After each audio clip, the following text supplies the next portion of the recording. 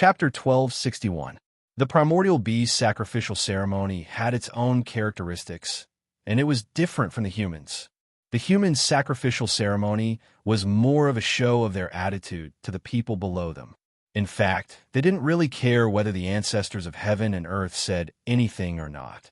Even if they did, they would suspect that something was behind it to confuse the public. The primordial beast sacrificial ceremony was much more practical. They really showed signs, but they didn't show any signs. Usually, the good ones didn't show up, while the bad ones did. This was because in the long process of fighting against the humans, they were often played in the palms of the humans due to their inferior intelligence. Of course, the primordial beasts wouldn't admit this. They always hoped that their ancestors would give them some kind of revelation to light up their future path. The primordial beast's practicality was also reflected in their sacrificial ceremony. They put in a lot of effort and used the power of their bloodline that humans didn't have. In this aspect, humans were indeed incomparable because their bloodlines were more mixed. Humans evolved through mixing, while primordial beasts relied on purity to continue their strength. This was the fundamental difference. This sacrificial ceremony had been going on for a long time. Firstly, the primordial beasts were very sincere. The procedures were very complicated, and they weren't willing to cut corners. Secondly, because there were too many ancestors, it was very time-consuming to perform them one by one. There were tens of thousands of species of primordial beasts in the primordial era, and this was after a long period of survival of the fittest. Even though there weren't many left now, there were still dozens of species. To the primordial beasts, there was no one bloodline that everyone recognized. They were all arrogant and didn't want to submit to each other. It was even more impossible for them to worship a bloodline just because it was stronger. This was the bottom line that the primordial beasts couldn't violate. In fact, it was the same in the origin world. Who had ever heard of a dragon worshipping a phoenix? Kuin Peng worshipping a qilin? The Shangliu clan, 9-infant, Swanni, Jiao Duan, Ba Serpent, Fei, Chiseltooth, Fuzhu, Falian, Chengwang. All primeval beasts with half-immortals in their clan would take turns to go through their clan's ritual. This took up a lot of time. Among the immemorial beasts chosen by the heavens, there were naturally differences in status as well. This was reflected in the process. Those with lower status would come first, while those with higher status would come in the middle, and those with lower status would come in the end. Originally, the pure, immemorial beasts didn't pay much attention to these things. They were all immemorial beasts, but after being influenced by humans for a long time, they didn't learn much about the good things, but they did learn a lot about these fake and stupid rules. The sacrificial ceremony had dragged on for over a year, and the swamp of peace was filled with despair. It was not because of impatience, but because none of the old ancestors had passed down any message. In their opinion, in the long river of history, even primordial immortal beasts would occasionally pass down immortal prophecies. No matter how mysterious the place these half-immortal old ancestors went, how could it be more mysterious than the 36 heavens immortal court? But why couldn't any message be passed down? In the beginning, the ones who went up to the altar to communicate with the ancestors were the Chiseltooth, Fuzhu, Fei Lian, and the other weaker immemorial beasts. They begged here and there, but they didn't get anything. After warming up, the ceremony became even more grand, and the offerings were even more plentiful. Other than the humans, they used everything they could think of, but it was all to no avail. Ba Shi, Jiao Duan, Bai In, Jiu Ying, Xiang Lu, these noble races went up one by one, but they all failed on the verge of success. They already had a premonition that this large-scale sacrificial ceremony would end in failure. This kind of ending had happened many times in the past few hundred years, and this made the immemorial beasts who were always passionate about this kind of ceremony lose their spirits, and were extremely disappointed. In the end, there were only 2 clans left, but almost no immemorial beast held any hope, and thus they seemed to be somewhat lacking.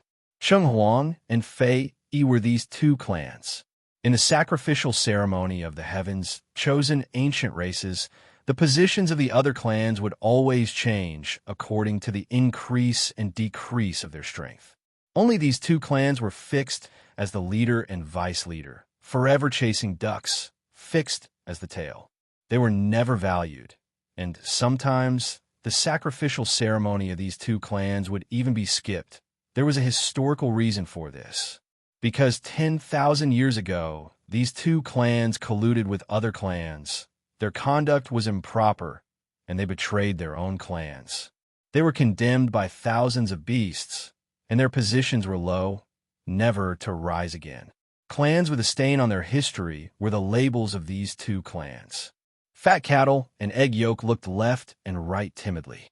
According to the order, it was their turn to go up for the sacrificial ceremony. However, the rules of 10,000 years had been passed down, and their clans were dispensable, so they still had to ask the high-ranking immemorial beasts if they wanted to go up. No one had set such a rule, but it was an unspoken rule. 10,000 years of experience of being suppressed had already taught them how to survive in adversity. Fat Cattle was now the leader of the Fei-E clan, and Egg Yolk was the elder of the Chenghuang clan.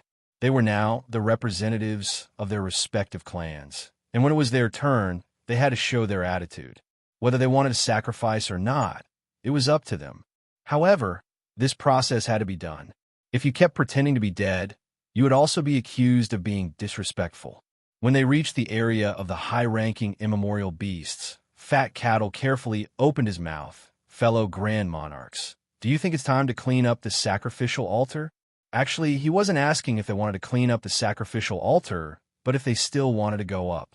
He was being more tactful, as he was afraid of provoking these Grand Monarchs who were obviously in a bad mood. The immemorial beasts didn't say anything, and one of them, a Xiang Lu, shook his head impatiently. Since the start of the sacrificial ceremony, there have been 400 days and 4 days. This number isn't auspicious, so both of your clans will go up together for 2 days. The process will be simple, and it will suffice. The two beasts nodded and bowed submissively. Other people sacrificed to pray for their ancestors to open their eyes, but for them, it was just to make up the numbers. There was nothing to be dissatisfied about. After 10,000 years, they were already used to all this. Moreover, to be honest, the number of half-immortal old ancestors of their clans in the unspeakable place was indeed pitifully few. It could be assumed that they had a hard time in that place. Other beasts couldn't even ask for a trace of them, so they naturally couldn't ask for one. Anyway, it was just for show, so it didn't matter. Although it was very awkward, they couldn't show it on their faces. They had to act as if they were overwhelmed by the favor. For immemorial beasts, it wasn't easy to do this. However, the Fei and Chenghuang, these two immemorial beasts, were the most patient among the immemorial beasts. Their minds were also the most flexible. After being educated for 10,000 years, they were very familiar with doing all this. The two immemorial beasts climbed up the sacrificial altar and moved quickly, starting to set up the sacrificial ceremony that belonged to the two clans. Although they were all immemorial beasts, the habits of each clan were still different, and there were always subtle differences. For example, the Grand Monarch's food preferences. Some like to eat live, some like to nibble on braised food, some like to eat meat, and some like to drink water. For example, the Grand Monarchs of these two clans both liked to eat places with muscles and brains. This was also one of the reasons why other beasts didn't like them. They didn't have the temperament of immemorial beasts at all. Instead, they learned some strange habits from humans. Soon, the ceremony was done. The two immemorial beasts knelt in front of the altar. Fat Cow opened his mouth, and countless grievances poured out. Uncle D, after you leave, we have no one to rely on. Our lives are getting more and more difficult. Chapter 1262. Fat Cattle and Egg Yolk were not begging the elder ancestor to speak. They were simply pouring out their grievances. Anyway, they had nothing to lose. The elder ancestor might not be able to hear them. They had 2 days' time. They had to make the most of it. Otherwise, if the high-level immemorial beasts below became impatient, they would have to suffer. Therefore, it was best to go through the rough procedures within a day.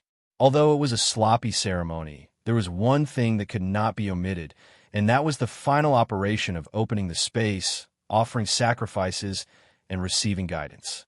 Human sacrifices were just for show. No god would take a fancy to those so-called sacrifices. After the ceremony was over, they would be sent back to the kitchen for the little people below to have a good meal.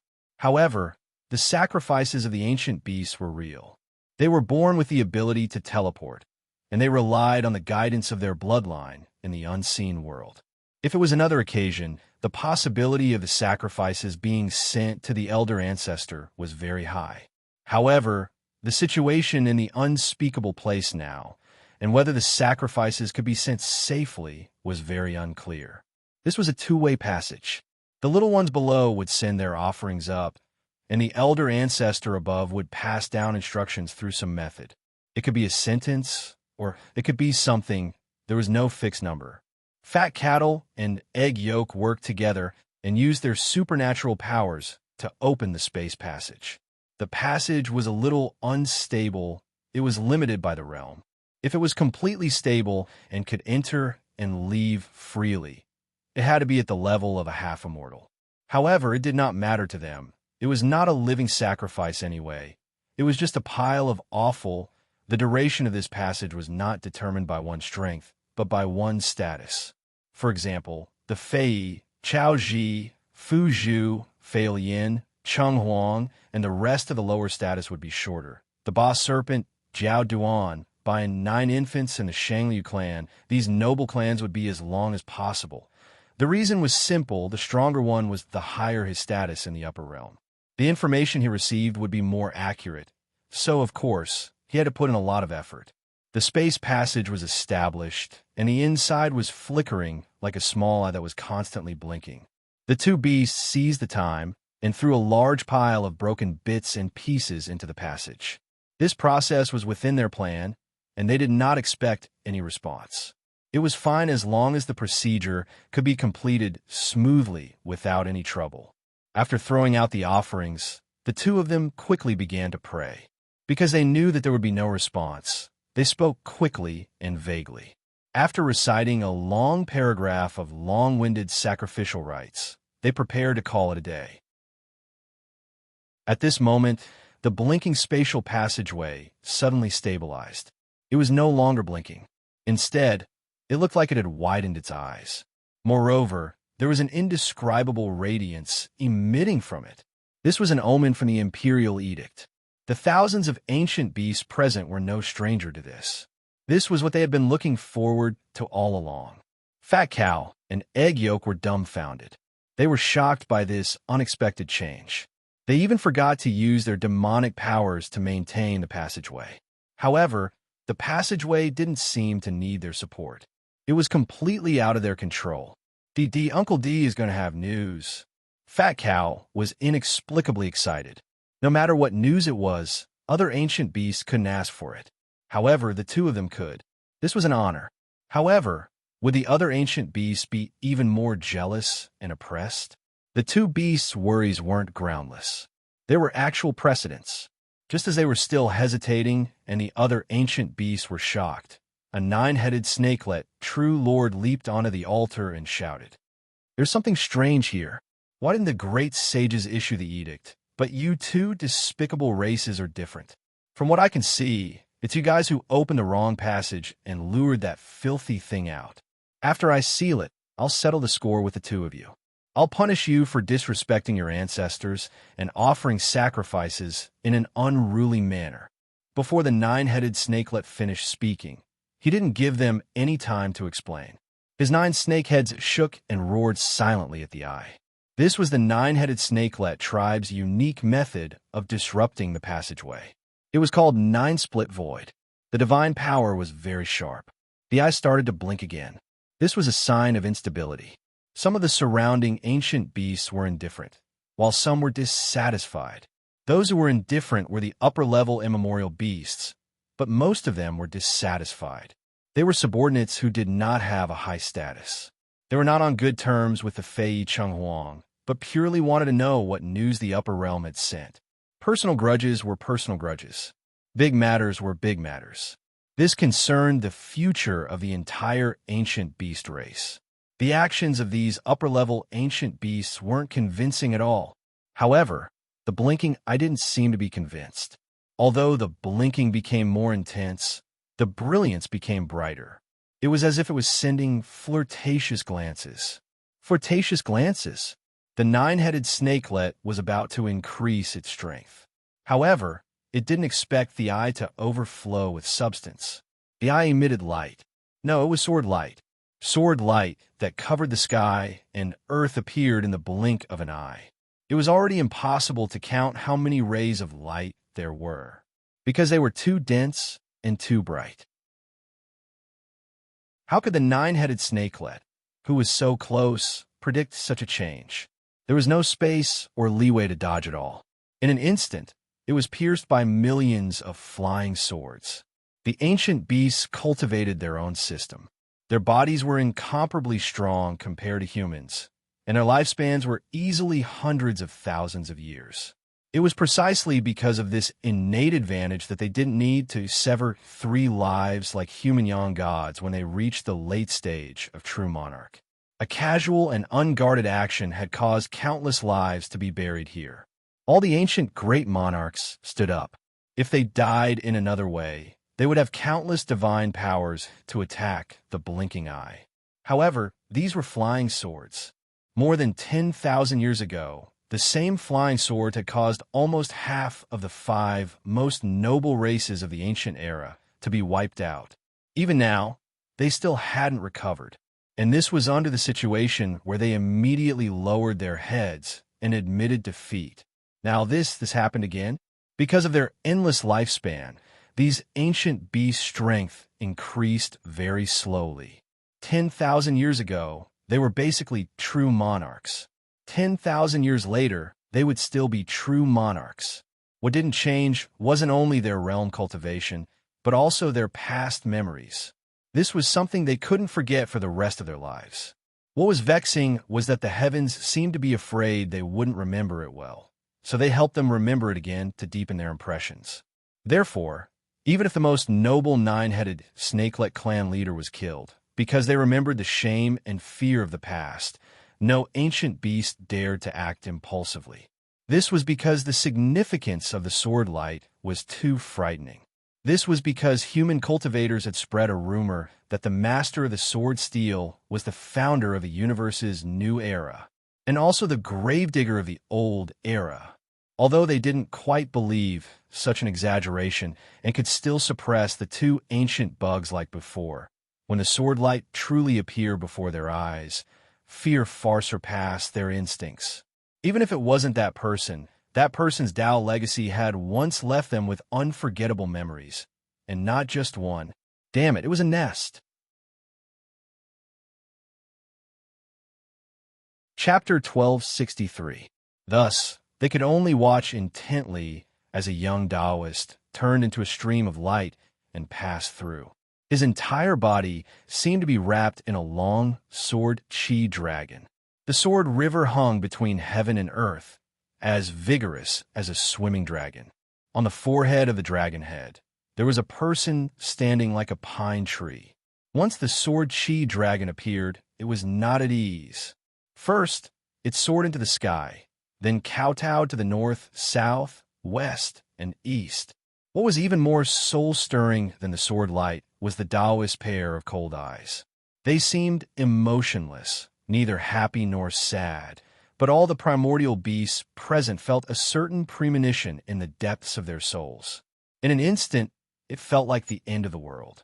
It felt like the era was about to change. Every beast had to accept this Taoist judgment of life and death. It was not killing intent, but it was better than killing intent. In the killing intent, the primordial beasts could still resist, but in the eyes of this Taoist, it was as if any resistance was meaningless. The result was destined. The future was destined. It was destined. Primordial beasts trusted intuition the most. They trusted their instincts far more than rational analysis. There were painful memories before. Then there was this sovereign's judgment. From then on, the impulse to attack was no longer there. There was only a strong sense of uneasiness in their hearts. Thousands of primordial beasts had fallen into a temporary state of being at the mercy of others. Lu Xiaoyi was really going all out this time. If he did not go all out, he knew that he was destined to not be able to survive under the hands of the sun god. Therefore, he was gradually accumulating power in the spatial passage, striving to be able to bloom with the brilliance that belonged to the swordsman at the end of his life. He was not greedy. Even if he could not kill the sun god, he would kill him once and let him know that even the god swordsman could not be underestimated by any sun god. This kind of accumulation was sublimated once again when he reached the end of the spatial passage. Because the sun god was destroying his spatial passage, he wanted him to be lost in the alternate dimension forever. The immersive danger made Lu Xiaoyi's hair stand on end. Under the crisis awareness, he suddenly broke through the bottleneck and shackles of the death gaze that he had been practicing. His whole person returned to calmness, and all the external forces disappeared, leaving only that one gaze. The flying swords rushed out, but they were just the vanguard. More importantly, he had to see his opponent as soon as he left this place. Only then would he be able to unleash his first slash after attaining mastery of the Tao of Slaughter Realm. Thus, he leaped into the air. Oh no, he didn't see anything. Therefore, when the four sides kowtowed, there was still nothing. Only a large group of dumbfounded primordial beasts were left standing there like wooden chickens. Because he was too focused on killing, it was as if there was nothing else in his eyes other than that possible enemy. Only when he realized that something was wrong did he realize that the environment was not right. This was not the void. Death gaze slowly dissipated, and divine sense spread out. F***CK, why did Heaven's Choice come back? Furthermore, this place seemed to be the northern territory mentioned in the legend of Heaven's Choice, the place where ancient ferocious beasts gathered. After recovering from his desire to survive, he had a general understanding of his surroundings. Although he was still not clear about the current situation, he immediately realized that he had come from one dangerous place to another. However, the previous danger came from the human yang spirit, and now the danger came from a large number of immemorial beast great demons with the same cultivation level as him. This was because he knew very well that he seemed to have killed something before he drilled out of the spatial tunnel. Although he felt very wronged. Why were you standing at the entrance of the spatial tunnel for no reason? It was obvious that you had destroyed the spatial tunnel. In order to protect himself, how could he hold back? Ask clearly in advance? Say, excuse me? The current situation was complicated and unclear, but there was one thing that as a veteran of fighting, he was very clear about. He must not apologize. He must not show weakness. He must not have diarrhea. Even if he had to pretend to be a peerless expert. This was his only chance to live. Therefore, his eyes were still sharp and his aura was still full. He quietly hovered above the altar, like an eagle looking at the countless ants on the ground. Even if in his heart, he really wanted to run away. The spatial tunnel drawn by the 3 points Xian was slowly being annihilated, but there was still a flash of light inside. As the background, it hung behind the Taoist. This scene seemed familiar to him. However, 10,000 years ago, it was a mottled shadow drawn by a phoenix. This time, it had become an inexplicable spatial tunnel. Pretending to be a great god also required skill. Below was obviously an altar. Therefore, he had a general idea of what to say and how to guess. An indifferent voice sounded above the swamp of peace. What is the name of the lower realm? Why are you little beasts gathered here? Why don't you tell me the truth? The immemorial beasts could not help but feel even more fearful. Just these 3 short sentences contained too much information. Lower realm? Heaven's Choice was already one of the top existences in the normal cultivation world of the universe. This was unique in the anti-space. Even if it was placed in the main world, there was no one else who could compare, including that unworthy Zhou Xian. Then if this place was the lower realm, where did this Taoist come from? It must be the upper realm.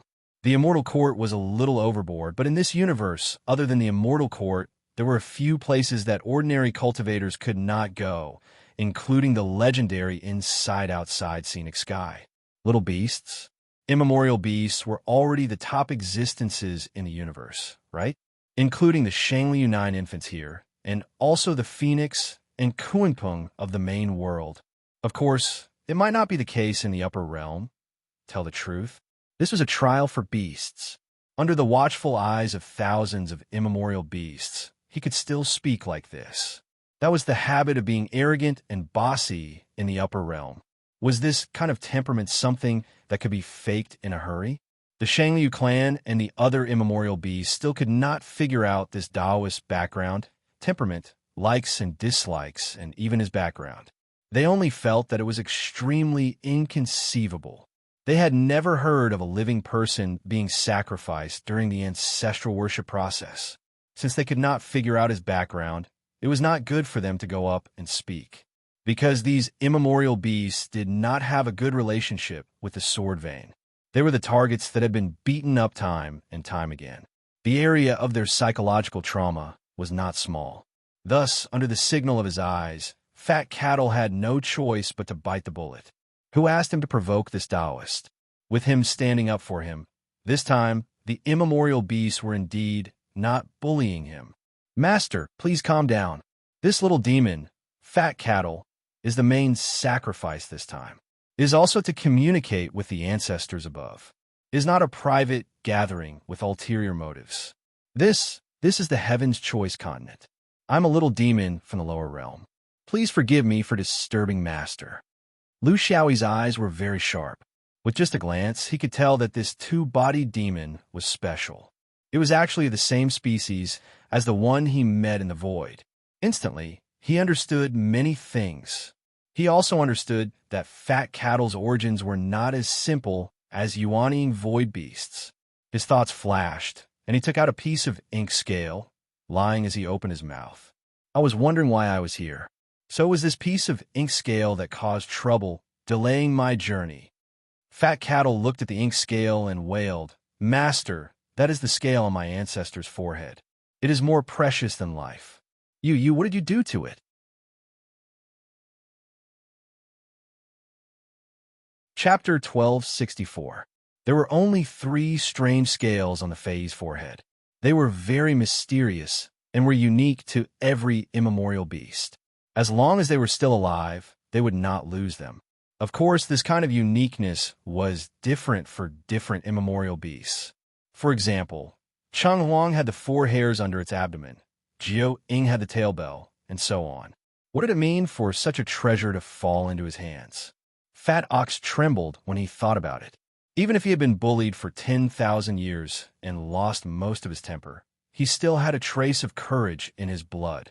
However, his emotional changes could not be hidden from the immemorial beasts around him. A Xiang Lu patted his body and warned him with his divine sense. Fat Ox, if you dare to make a scene, there's no need for Master to make a move. I'll deal with you first, including your entire Fei clan. Ask carefully, don't be so impulsive. Didn't we endure when Jiaoying clan leader was killed just now?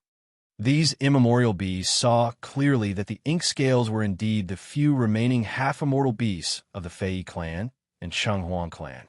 The aura of the items on Fat D's body was not wrong.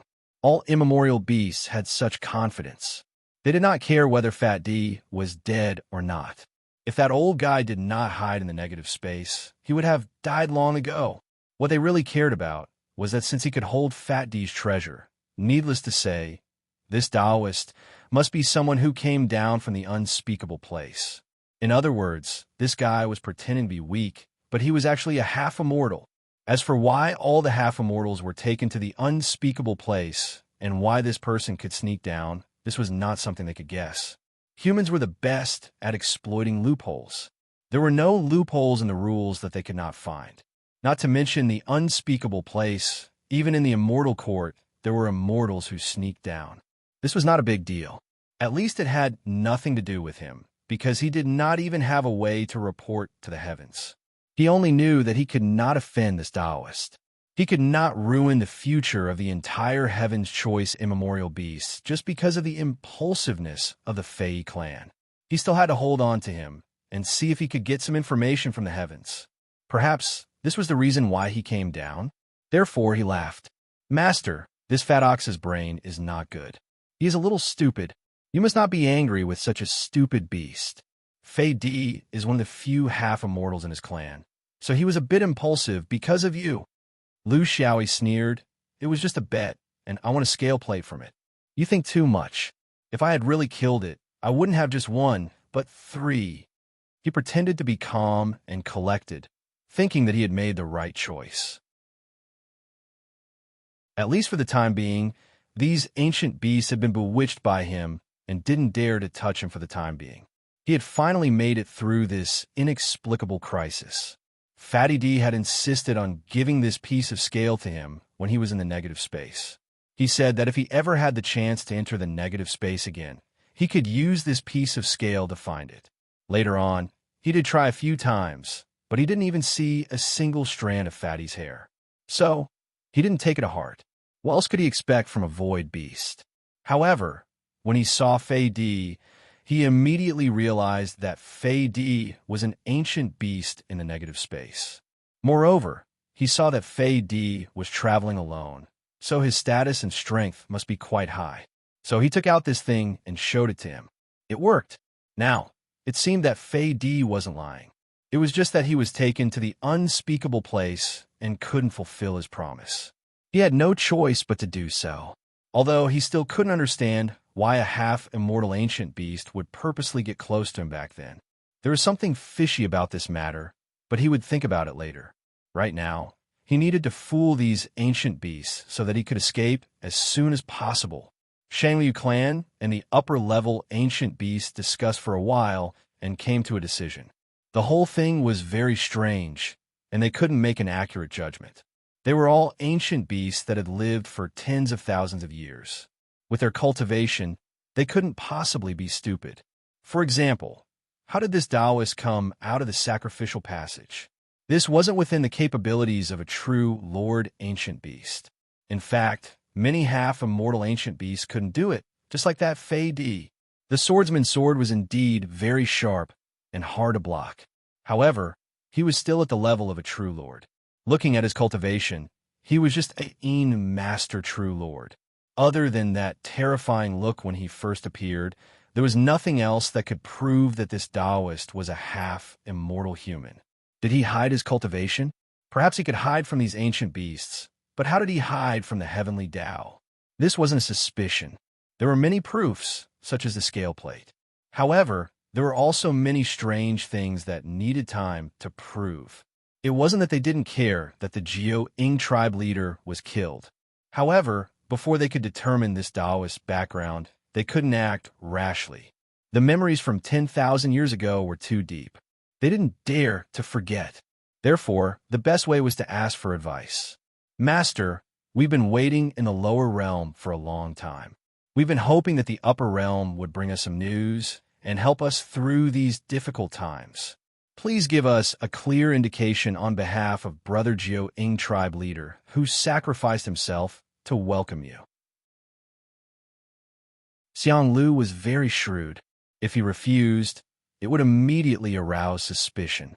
The future development of the situation would be unpredictable. The problem was that he had suffered heavy injuries in the battle with the human young god. Although he had suppressed it, he needed time to recover. Thousands of ancient beasts at the perfected lord level all had inexplicable magical powers. If they really fought, he might not be able to escape. He had to agree. He could only agree. However, how to agree was a technical job. Hence, he swept his gaze across the primordial beasts and said slowly, "That's right. Your brother Jiao Ying tribe leader? He deserves to die. According to the rules of the cultivation world, those who block the tunnel entrance and set up roadblocks will be killed in vain. Moreover, he might not be here to welcome me, right? As for a clear indication, no. Even the immortals of the immortal court didn't give any indication of the future, let alone us. Yes, Fei Di asked me to explain to his tribesmen. If you're interested, you can come over and listen. However, I can't guarantee that I can answer you all. If you don't know, I won't answer. If it violates the heavenly secrets, I won't answer. If it involves the secrets of mankind, I won't answer.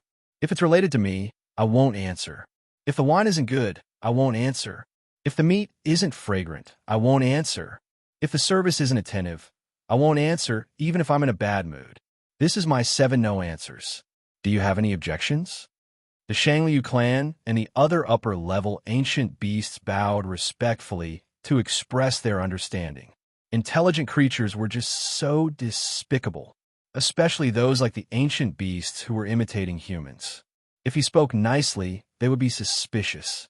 However, if he scolded them, they would feel better. This wasn't just an art of language. It was also a psychological contest. Since that was the case, it would be a waste not to scold them.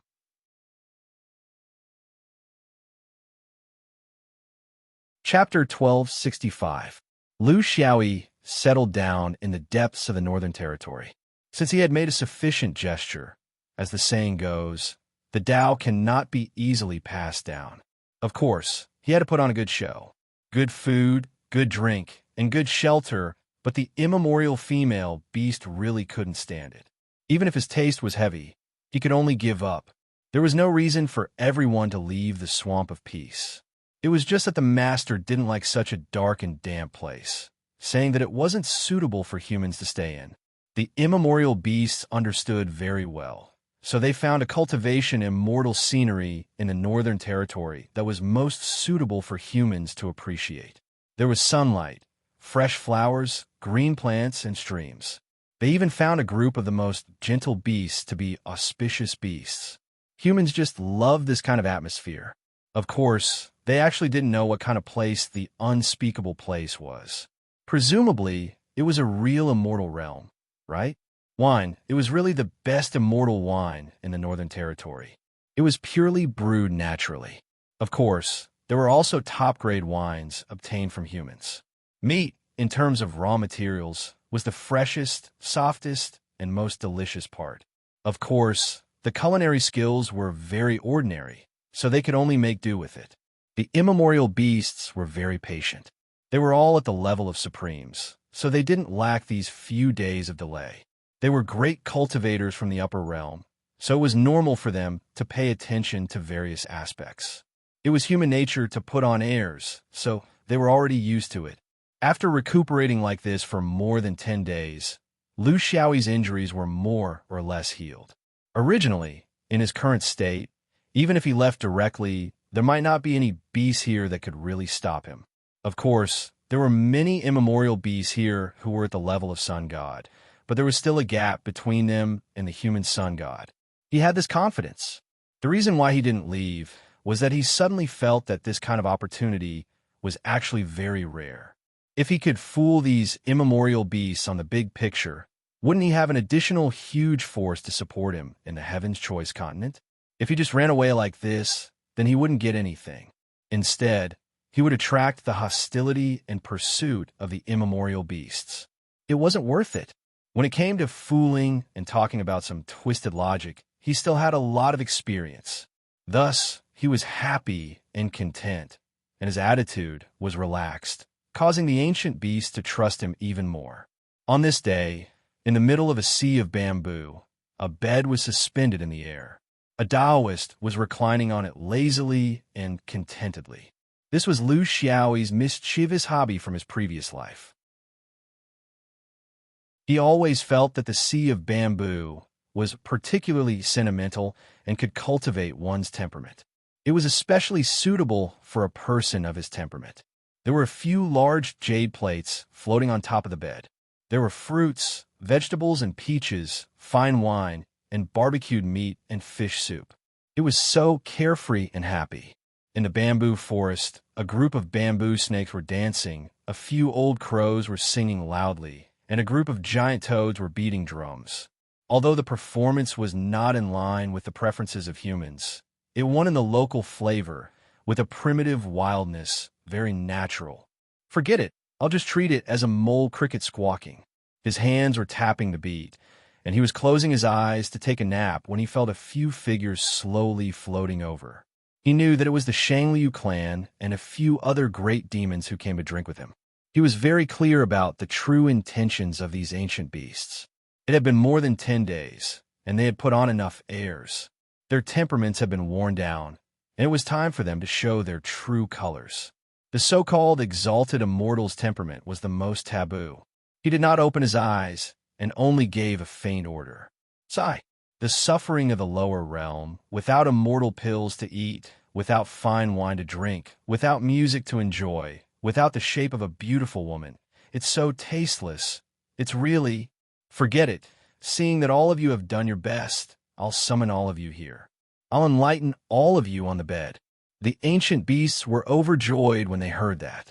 They had waited for so many days. Wasn't it all for this day? This Taoist was also a loner. He was pretentious and had a lot of nonsense, but at least he still remembered the important matter. Hence, he summoned them with his consciousness. Not long after, the ancient beasts who had sacrificed at the sacrificial altar were gathered here again. It was obvious that they had not left and were waiting for him to pass down the upper realm's guidance. Well, this was related to the new era. Ancient beasts like them had to pass through this hurdle in terms of lifespan. So who would not take it to heart? Seeing that all the clans had gathered, he started to pretend that his head was hurting again, and his expression was displeased. There are too many beasts. Too many. Techniques can't be passed down easily, and Tao can't enter 6 ears. There are so many of you. Where's the slightest bit of respect for the great Tao? Forget it. I can only put up with it, and think about where I am. How about this? Each clan can discuss among themselves first. Each clan will have one question, and there's no need to repeat it. Sigh, there are also dozens of questions.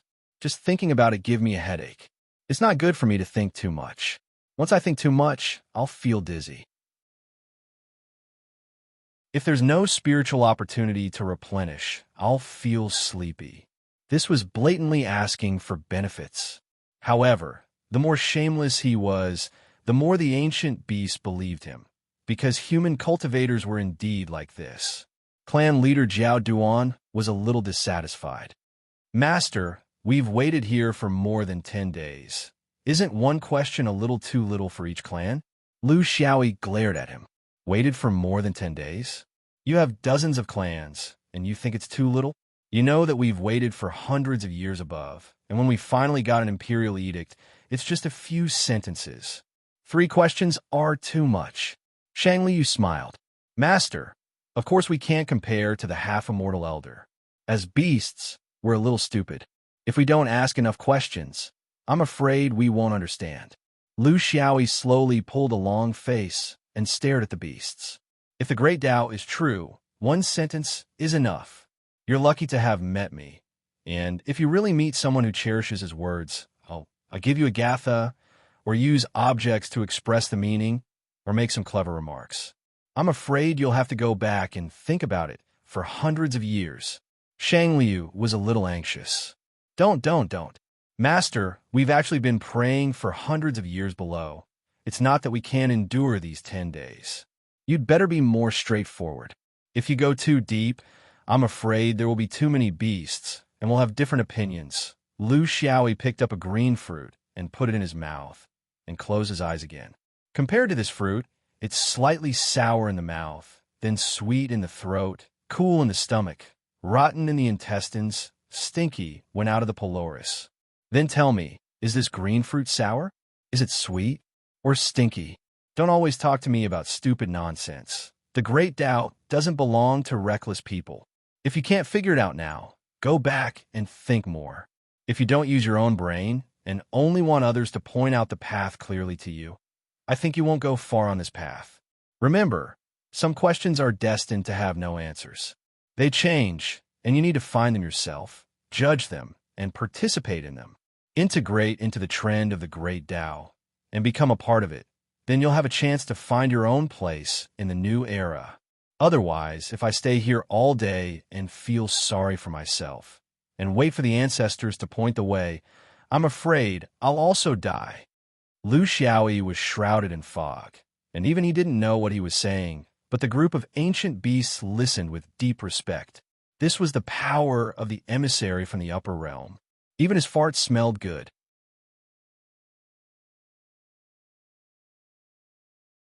Chapter 1266. However, this bullshit was still very useful. Realizing that the information from the upper realm might be scarce and vague, the immemorial beasts were very serious. Not only were each clan discussing what questions they needed to ask the most, but there was also communication between the clans, trying to solve all the doubts in one go so that everyone would have a clear direction. They were all old demons that were tens of thousands or even hundreds of thousands of years old. Although they lived in a remote corner and rarely came into contact with others, they had their own way of inheriting immemorial beasts. It was an instinctive way that might not form a system, but it could often lead to the core. The more Lu Xiaoyi said this, the more they believed in him.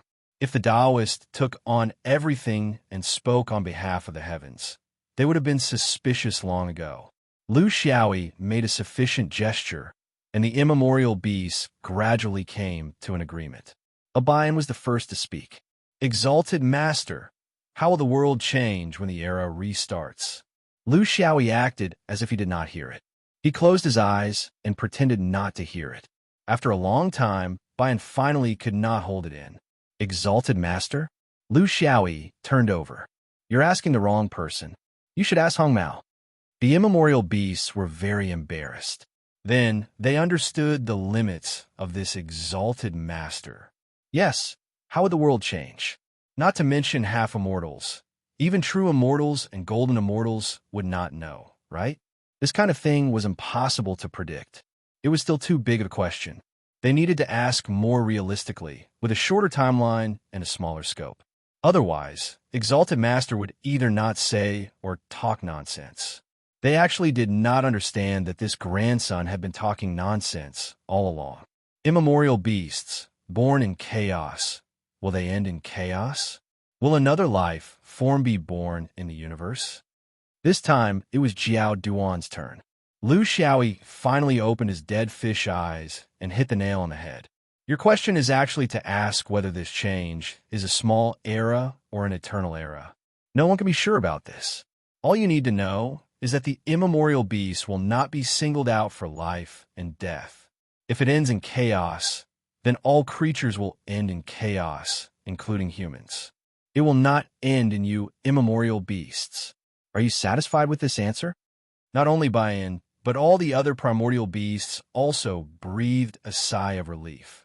It was reasonable for the primordial beasts to have such worries, because they were an ancient race that was born with the chaos.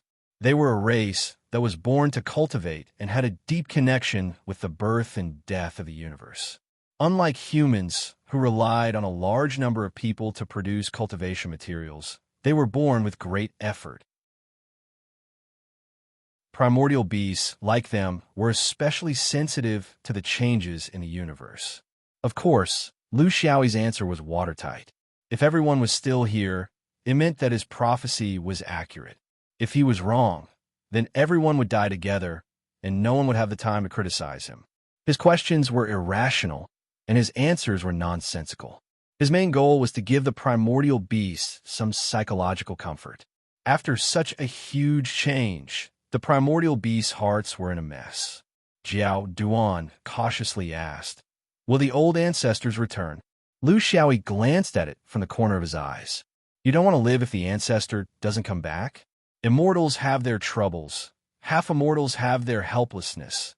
And you have your own cultivation. You haven't weaned? Old ancestor, old ancestor, old ancestor. When will you forget about the old ancestors? Perhaps you'll have a better future. Jiao Duan was stunned for a long time. Then he bowed and retreated. His master's mouth was foul, but every word he said was thought-provoking. A 9 neonate cautiously said, "We understand master's meaning. He wants us to pay attention to our own cultivation and not place our hopes on finding a safe path. But my primordial race has a long lifespan. Comparatively speaking, the upper realms are very slow. Those of us here will probably endure until that day, and there won't be any fundamental changes in our realms. Then, should we just sit here and watch the winds and clouds, staying out of this? Or should we throw ourselves into this great epic change?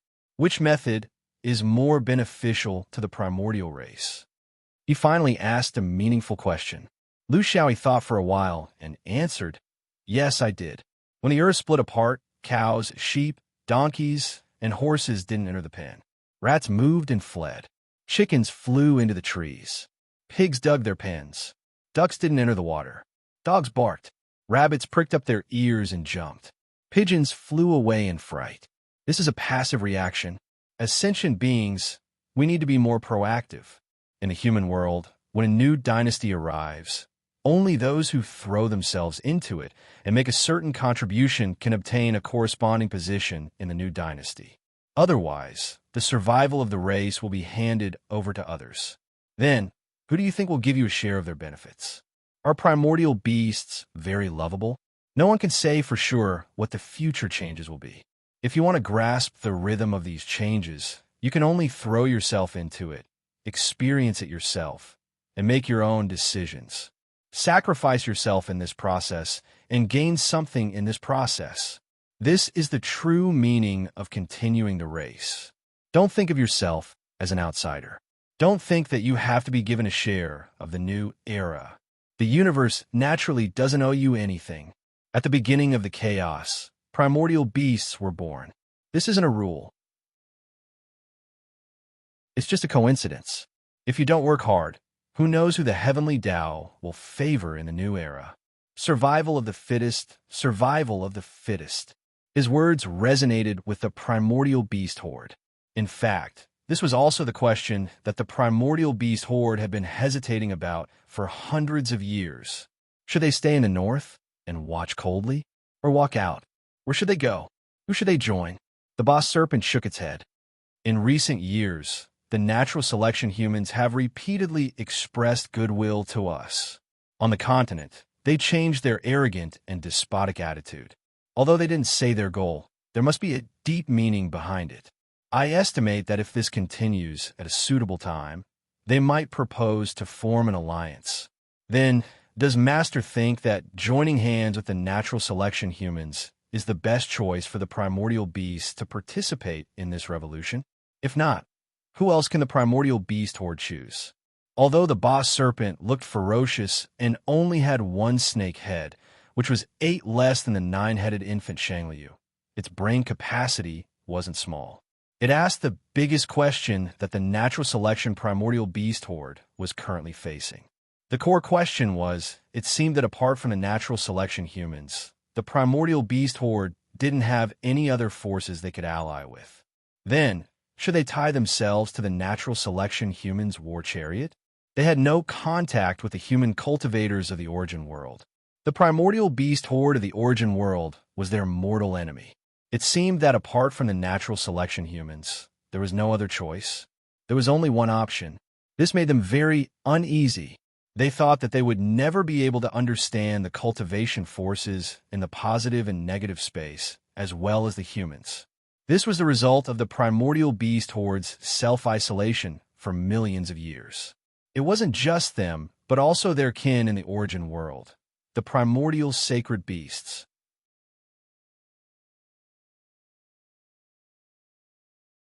Chapter 1267. Lu Xiaoyi didn't answer immediately. Instead, he turned over tiredly, looking a little tired. Of course, a cultivator like him would never get tired. Bah, she understood the situation and went forward, taking out some things. I don't have much savings. Master, please use these. They should be able to relieve some of your fatigue. Lu Xiaoyi took a glance and saw that the 500 ziqing were neatly arranged. He was still refusing. What are you doing? My purpose for coming here is to instruct the immemorial beasts. It's also the request of many immemorial friends. Why would I come here for the spiritual vigor? Can the secrets of the great Tao be exchanged with spiritual vigor? Under Ba Shi's insistence, the master reluctantly accepted the ziqing and looked at the other beasts solemnly. There can't be a next time. Lu Xiaoyi sorted out his thoughts. The heavens' chosen human cultivation force? Yes, they definitely can't sit still. Let me ask you, based on your feelings, is the Taoist sect more anxious? Or is the Buddhist sect more sincere? The few immemorial beasts looked at each other. Ba Shi said, Master, your question is sharp. Both of them are half-concealed. In terms of progress, they're about the same. But from the perspective of us who are being roped in, the Buddhist sect seems to be more sincere. Liu Xiaoyi sighed in his heart. It was indeed so. The Buddhist sect was very careful in their work, and their concealment skills were very good. This made it very difficult for him to find out any specific information from Zhou Xian or the Heavens Chosen. But no matter how careful they were, they couldn't just do nothing. There would always be some foreshadowing going on secretly, just like with the immemorial beasts. The immemorial beasts' feelings wouldn't be wrong. They were a race that relied on their instincts to survive. For them to have such feelings, they must have felt it through the Buddhist sect's secret efforts. This was also the Buddhist sect's goal. When they really needed it, the immemorial beasts would consider left and right. It was very likely that they would sit on the Buddhist sect side. This was something he had worked hard to find out for hundreds of years. He never thought that he would receive confirmation from the Heaven's Choice archaic beasts. It was still a little vague, but he had a general direction. The next problem was how to make it more detailed. However, he reckoned that the immemorial beasts would only know their final destination at the very last moment, or even after they had left for the void of the universe. Human cultivators would never trust immemorial beasts in this aspect. No matter what, it was a piece of good news. It was not a waste for him to spend so much effort here. Moreover, he began to wonder if it was possible to pull the Heaven's Choice archaic beasts onto the Fifth Ring battleship. Why not? In any case, it was impossible for the immemorial beasts to stay out of this. Fighting for Xianyuan and the Fifth Ring was better than fighting for other powers, especially the Buddhist powers. At the very least, the Sword Vein wouldn't play with them. In the bamboo forest, the discussion was harmonious. The guru sat cross-legged on the gums, answering the questions of the immemorial beasts. After a few days, he exhausted his mind, fainted more than 10 times, and was saved more than 10 times. His spirit was exhausted, but he still persevered. Not all the questions had answers. More than half of the questions were refused by the guru. The remaining questions were ambiguous, specious, and distorted the truth. In fact, there were only a few who could give accurate answers. Just this kind of irresponsible answer earned him tens of thousands of strands of Ziqing. Don't say it was too easy. It was a coincidence of various conditions, a contest of wits, and a grasp of propriety. Moreover, although the number of strands of Ziqing seemed to be quite large, if they were distributed among dozens of immemorial beasts, it should be said that he had restrained himself very much. This was also because he had the intention of winning over the immemorial beasts. Otherwise, if he fainted a few more times, he might be able to double the number. This was the difference between a long-term plan and a one-time deal. After a few days, Liu Xiaoyi fainted completely and no longer received Ziqing treatment.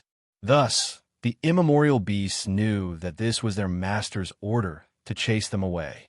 Although the guru from the upper realm didn't pass down any earth-shattering theories or some kind of prediction that subverted common sense, and didn't seem to have said much substantial things, even if it was only a small part that was useful, it was enough for them to think for a long time. Moreover, subversive things didn't sound so good. It was better to come steadily. No bad news was good news. Most of the immemorial beasts had already left, but 5 families, after leaving with the crowd, came back while the sky was dark. The Shangliu family, Jiuying, Tao Wu, Jiao Duan, and Ba Shi, as the strongest and most knowledgeable among the immemorial beasts, they had their own opinions about this Taoist. It wasn't that they were suspicious. If this visitor from the upper realm was really selfless, open, and honest, and answered all questions, they would really be suspicious. How could there be such a human? He wasn't greedy for benefits, didn't touch meat, didn't put on airs, didn't use emotions, didn't hide secrets, and didn't have ulterior motives. Was he still human? Therefore, this so-called guru's performance didn't make them suspicious at all. Putting aside the matter of how he came down, which upper realm he mentioned wasn't important. Whether he had any contact with their half-immortal ancestors was also unknown. Since this guru might have come down to the lower realm without permission, naturally, they didn't know when he would be taken back by the higher-ups. In fact, they also vaguely knew that the quality of life in the so-called upper realm was very poor. This came from their half-immortal ancestors' occasional idle chatter. Therefore, it was normal for this Taoist to be greedy for pleasure. After being suppressed for hundreds or thousands of years, it was normal to come down and enjoy the taste of food. This was Lu Xiaoyi's unintentional action, but it coincided with the immemorial beast's rich imagination. What they were thinking now was that before this guy was taken back, they would try their best to dig out the secret hidden by this person. There must be something. After being with humans for such a long time, they knew the nature of humans too well. They must have a trump card, a secret, and something to hide, as long as you were willing to pay the price. Just like in novels, what you heard in public was one thing, and what you heard in the secret room in the backyard was another. It was different. It just depended on whether you had the ability to understand. The Shangliu family was very perceptive. He keenly noticed that the guru's posture was different from before when he was pretending to be asleep. There were two differences. One was that his body was lying on its side, and his feet were swaying, kicking off one of his shoes. The other was that although he was facing inward, with one hand supporting his chin, his right hand was behind his back in everyone's sight. His thumb, ring finger, and little finger were curled up, but only his middle finger and index finger were stretched out. He told this discovery to the other four brothers, and of course, the four brothers also noticed it. For people at their level, how could they kick off their shoes? How could they not stretch out their hands behind their back naturally, but show a, number? There must be a reason for wearing leather pants over cotton pants.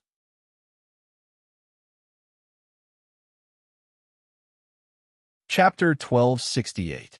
Kick off his shoes, walking with his shoes on, and going to bed with his shoes off. To humans, does this mean the sky is dark? Master wants us to come back after dark? Ba Shi was indeed the most intelligent of the 5 clans. His analysis was meticulous. The other 4 beasts nodded. That was it. There could be no other explanation. The 5 beasts were excited. They were going to be given special treatment. It could be Master's idea, or it could be the request of their ancestors in the upper realm. It made sense when he thought about it. The strength of the 5 clans far surpassed the other primeval beast clans, and they could practically represent more than half of the primeval beast clan strength. So, why should they listen to the imperial edict with those fellows that were inferior? The cultivation world did not care about equality between beasts. This was a place where strength mattered. Jiao Duan did not want to be left behind. His right hand gesture should not be some kind of hand spell. There's no need for that. Under such circumstances, the key is to be clear and concise. Humans have countless hand spells, and the same gesture can be divided into countless parts. How can we, immemorial beasts, understand? Master is well aware of this. So what I mean is, that is a simple word. Is this referring to the second night watch? That made sense. However, Bai, who was the most straightforward among the 5 clans, had a different opinion. Maybe he wants 20,000 purple purity? This High Master is dead. Shangliu clapped and laughed. Brother Bai, you're very insightful. We can't rule out this possibility. We're not afraid that he wants it. We're afraid that he doesn't want it. Our 5 clans have been saving for millions of years. Although we don't have many opportunities to go out into the universe, we can still take out 20,000 purple purity. Why don't we take 20,000 purple purity to visit Master at the second night watch? We'll see if we can take the purple purity. What if the Master is a man of noble character? Jiaoying, who had been silent all this time, suddenly had a thought. Don't you think that the Taoist's right hand is behind his back? It's on the strong acupoint of Baiyu. This position is the anus, and there's feces in the anus. He placed 2 words beside the feces. Could it be that he means 200,000 purple purity? Shangliu staggered and glared at him. I think you've eaten too much feces. The buttocks are the widest part of the human body. According to your logic, shouldn't you give him 2 million purple? The 5 beasts had reached an agreement. Of course, they would not tell the other beasts, but each of the 5 families had gathered 4,000 purple primordial beasts. The primordial beasts did not need such things for their cultivation, and they were also too lazy to venture out into the universe.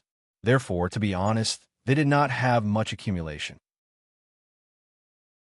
The 4,000 purple primordial beasts were also the foundation of their race. They were not as rich as they had imagined. Therefore, Jiuying's words had really incurred the wrath of everyone. In the second night watch period, the 5 big beasts quietly came back. In the depths of the bamboo forest, the master was still sleeping soundly. How could a cultivator truly sleep when they reached such a realm? The movements of the 5 beasts could be clearly seen from afar. The reason why they were sleeping soundly was because they didn't want to wake up. Why? Of course it was because the conditions weren't good enough. The 5 beasts looked at each other helplessly. As expected, it was a stubborn spirit. Let's hope that it was 20,000 purple primordial beasts and not 200,000 purple primordial beast guests. Shangliu stepped forward gently and placed the storage ring filled with purple primordial beasts at the corner of their gums. Although they did not need the purple primordial beasts, they could use the purple primordial beasts to exchange for useful items with human cultivators. It would be a lie to say that they did not feel the pinch. They just wanted to see if the master's advice was worth it. If it wasn't, did he really think that the primordial beasts of the north were easy to bully? He went back and waited quietly. Sure enough, not long after, the master stretched lazily, yawned, and woke up. He had smelled the scent of purple primordial beasts. The 5 beasts thought maliciously. Seeing the 5 primordial beasts, he was very surprised. You all are? Shangliu did not mention a word about the purple primordial beasts. They were all supremes, and the master must have known about the connection between their consciousness. It was not appropriate for him to mention the gift. This was the rule. If he said it clearly, there would be no tacit understanding. It would be very awkward, and the gift would not be too clear. It would be twice the effort for half the result. Master, we still have some small problems that we have not figured out, so we came back to ask for more guidance. We didn't disturb your rest, did we? Lu Xiaoyi smiled. No, I'm just a person who is awake in the middle of the night and sleepy during the day. You all came at the right time to relieve my boredom. After achieving a certain goal, of course, he could not keep people 1,000 miles away. It had to be said that this cultivator's brain was very good. He had copied the plot of old Mr. Wu's novel for fun, but the primordial beast saw through it immediately. This was also a reminder to him that he should not casually play with them. Otherwise, if he suffered a backlash, at least he would not be able to stay in Heaven's Choice. Of course, beasts were still beasts. They could see, but they could not see far. They could only understand 20,000 purple primordial beasts, but not 200,000 purple primordial beasts. However, he was not a greedy person. 200,000 purple primordial beasts was a bit of a joke. The primordial beasts, who had always been extravagant, might not be able to take it out. His mentality had always been a win-win situation, but he was not willing to force others into a corner. To Lu Xiaoyi, he would never presume to be enemies. His habit was to treat everyone as friends. Unless he was forced to a certain point, he was always willing to leave people with a lifeline. As for the primordial beasts of Heaven's Choice, he felt that they were a cultivation force that could not be ignored. When the demigods retreated from the stage of cultivation in the universe, they would be of greater use. All of his considerations were based on Xianyuan, because the Sword Vein was an elite force. They were good at surprise attacks. What they hated were formations and formations. What they lacked was a large group of cannon fodder-level cultivator creatures who were not afraid of death. From this point of view, the swordsmen and the primordial beasts of Heaven's Choice were a good match. They had similar characteristics and complementary combat attributes. Moreover, they were both trustworthy. If they were put together, the swordsman would be at the forefront and the primordial beasts would be at the forefront. Both sides had the genes of not being afraid of death, not being willing to compromise, and not being afraid of difficulties. If they were put together in a possible interstellar war in the future, they would become a terrifying force. On the contrary, if the primordial beasts of Heaven's Choice were on the opposing side, how much of the precious sword vein strength would be lost when the two sides clashed? The changes in the universe and the changes in the eras did not depend on how strong an individual was, but on how many friends you had. When you raise your arms and shouted, would you be able to make everyone listen to you? He did not know if his understanding of power was the same as his master's. However, from the moment he was an infant soul, he had been increasing his own strength and influence at the same time. Just like the 13 ancestors that Marshall Uncle Me spoke of. No matter how powerful they were, what use were they? Even after they became immortals, weren't they still forced to self-destruct and scheme for 10,000 years? He would not make such a long-term plan. He only looked at the present, and only looked at the present. No matter how strong an individual was, he could not lack friends. If there really came a day when he went up against a certain great power, he would be able to form his own team.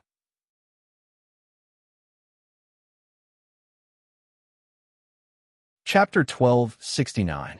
They started to get down to business. Keeping people at arm's length was different from being approachable. If you want to borrow the power of these immemorial beasts, you can't always be high and mighty. But you can't drink with these immemorial beasts.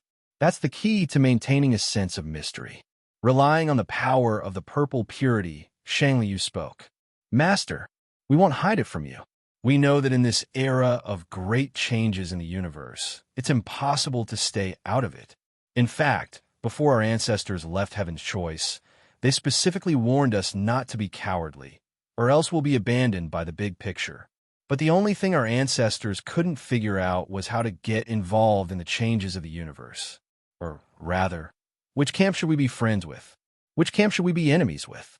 Millions of years ago, we immemorial beasts made a choice.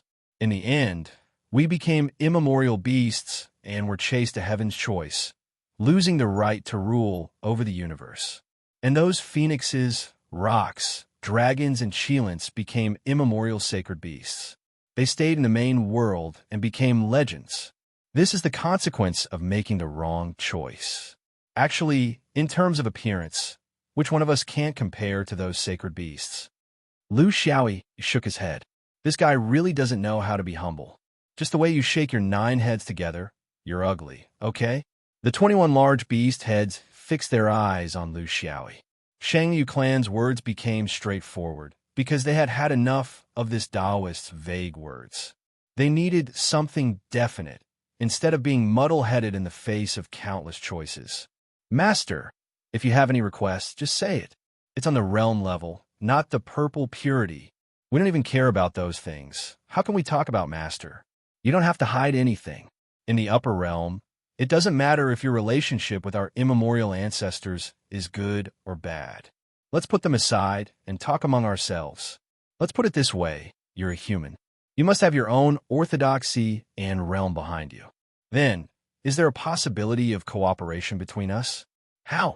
We can't promise you anything now, because we have other options. But we can swear on the beast god that we will keep the secret between us, and when we make a choice, we will not forget the choice you gave us. Lu Xiaoyi sighed. For the ancient race to be able to survive until now, there really was a reason behind it. They weren't as crude and shallow as the rumors made them out to be. He thought he could toy with the ancient beasts in the palm of his hand. But in truth, didn't the ancient beasts see him in the same way? He had to take out something real, or else he wouldn't be able to subdue these ancient beasts. He stretched out a finger. I can provide you with a chance to cooperate with the strongest orthodoxy and strongest domain of the origin world. Although the 5 primordial beasts were already mentally prepared, they were still stunned by this Taoist's words.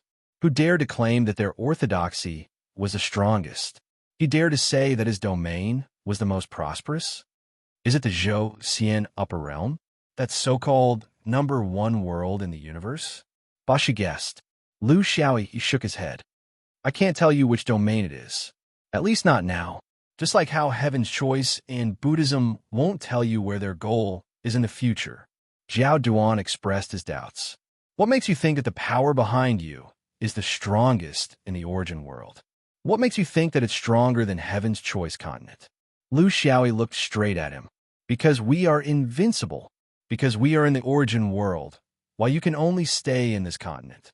Zhou Ying was a realist. What can I gain by cooperating with you? The continuation of the species? Less losses under the great change? Or a space that truly belongs to you? Lu Xiaoyi sneered. The continuation of the species is your own business. It has nothing to do with me. Less losses under the new era? That's something no one can guarantee, including us humans. The only thing I can promise you is that you will stand together with the final victor. If you are strong and lucky, you will have more left. If you are weak and unlucky, you will have less left. You have to understand that the final decision of your position is still up to you. Choose the right direction. Choose the right friend. Then persevere. Shang Liu sure shook her head slightly. Master, there's no way to verify everything you said. We can't confirm whether it's the order of the ancestors from the upper realm, and we can't prove your identity. Even after you leave, we don't know who to contact. Is there any meaning to such a choice? It's just a drawing board. Heaven's choice is so unbearable in your words, but at least we know where their strength lies. How many monarchs do they have? How many Yuanying? We can maintain contact. One is a familiar faction, and the other is a confusing future. How would you choose if you were to make such a choice? Lu Xiaoyi remained calm. This isn't the order of your ancestors. They can't make such a decision because they can't forget history. As for who to contact, it's me for now. There's still a long time, and there will be opportunities to contact. Why not keep an open mind? Finally, when you mention familiarity, I can't help but express my regret. Because you only see the present and refuse to look into the future. This isn't the quality of a good leader. Just like your ancestors. If the grass wolf only looks around, then it's destined to be with the grass wolf forever. But if it can see further, it can walk with tigers and leopards. Shang Liu sure nodded. There were some things that this Taoist was unwilling to say, but he had some guesses in his heart. This was also why they were willing to forgive the death of their nine-headed snakelet clan leader. They were willing to swallow their anger, and they were willing to pay when they extorted Zi Qing and the others. There was only one reason for all of this. This was a swordsman. Their greatest fear, which was buried deep in their hearts, was also their greatest desire. If this Taoist said that he came from Xianyuan, then there was no need to say anything. The immemorial beasts never lacked the courage to bet everything they had. They were willing to form an alliance with an orthodoxy that could give birth to such a person, daring to collapse the innate Tao, daring to change the universe. Just this courage alone was worthy of their loyalty. Humans underestimated them too much. In fact, they were aware of the impact of the collapse of the innate Tao earlier than any other race. Their preparations were also thousands of years earlier than the humans. A very hidden strategy was to continue suppressing the Fei and Cheng Huang races. But they could not be destroyed. Otherwise, with the Fei's meager strength, how could it be so carefree in the negative space? It would be as easy as lifting a finger for the 5 great clans to destroy it. As for Cheng Huang, that was another story, and it had nothing to do with it. The purpose of this was to attract the orthodoxy of that sword immortal to come to them. Then, when the time was right, they would confess to each other and work together. In the past 10,000 years, the swordsmen had come a few times, but the timing was not right. So, they hid their plans deep in their hearts and did not say a word. This was the most secretive instruction that the immemorial half-immortals gave to the 5 great races before they left. This human swordsman came in a strange way. They did not know anything about him, so they were happy to play along with him. Actually, there was no need for him to do this.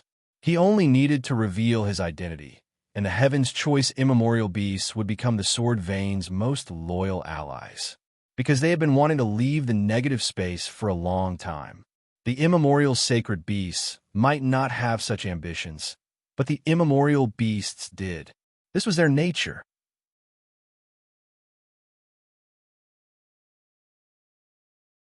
Chapter 1270. But the Shangliu clan also understood the swordsman's cautiousness. An alliance like this should not be formed unless it was absolutely necessary, because it would easily incur the jealousy of the heavens. It would attract the collective pressure of other cultivators.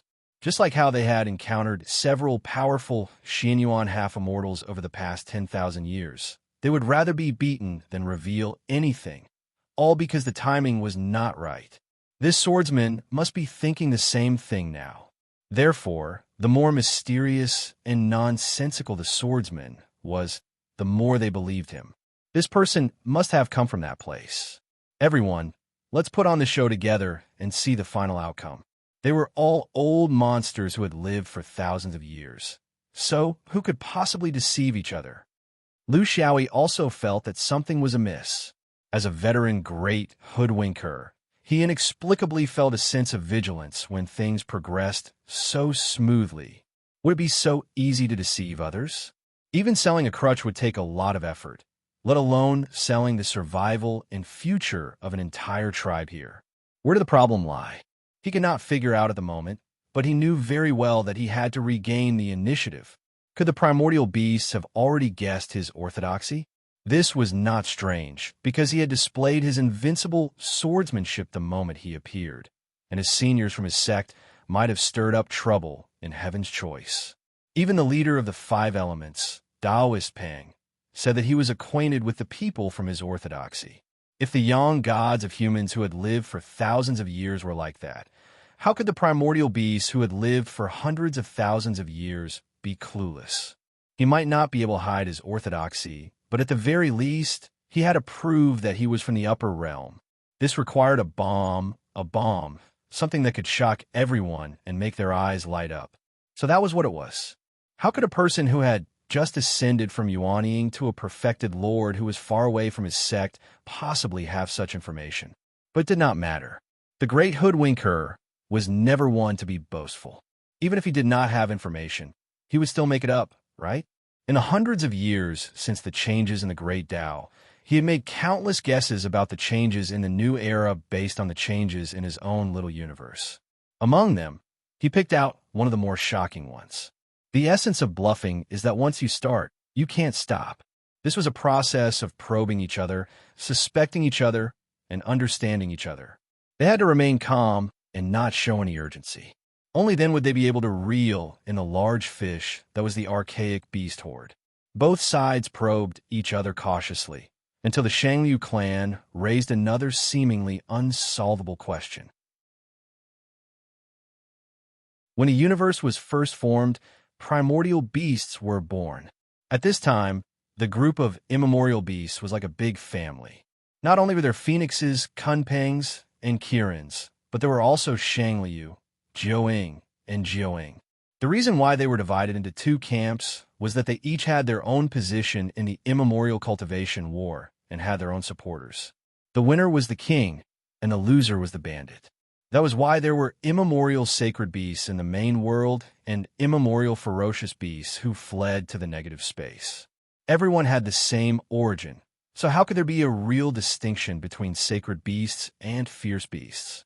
Then the question is, since Master encouraged us to go out of the negative space and go to the main world to find someone to rely on, then do you have a plan to deal with those so-called ancient sacred beasts?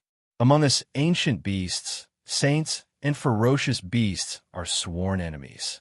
If we go to the origin world, we will be challenging their bottom line. The human cultivation world and the main world has always been on good terms with the ancient sacred beasts. Now that we go, how can we balance things out? How can we resolve the dispute?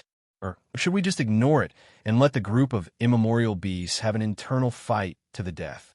While we're at it, we can also remove the biggest hidden danger for the human cultivation world. This question was very critical. In fact, it was asking him if this was a plot by the humans to weaken the group of immemorial beasts. There were many camps in the cultivation world of the universe, and no one could really differentiate them. There was the battle of orthodoxies, the battle of the positive and negative space, the battle of the realms, and the battle of the races. If they couldn't resolve the internal conflict of the group of immemorial beasts, as long as the fierce beasts walked out, they would definitely be attacked by the sacred beasts. This was actually the reason why the Heaven's Choice group of immemorial beasts had always been hesitant. For tens of thousands of years, they had been waiting for a solution. Unfortunately, they couldn't get what they wanted. Lu Xiaoyi's expression didn't change. It was time to release the thunder. The internal conflict of the immemorial beasts, the grudges of millions of years. If anyone says that they can resolve it, then they are lying. If I can't resolve it, the power behind me can't resolve it either. You immemorial beasts can only resolve it among yourselves. We can only say that we are willing to mediate, provide a certain opportunity, and create certain conditions. That's all. Zhou Ying's expression was unhappy. If we stand on your side, we will sacrifice ourselves and help each other, but we won't get any help from the alliance. Everything will have to be resolved by us. Lu Xiaoyi didn't back down. You have to remember one principle. It's not about what you do for us. It's about what you do for yourselves. Won't you have to pay any losses if you stand on the other side?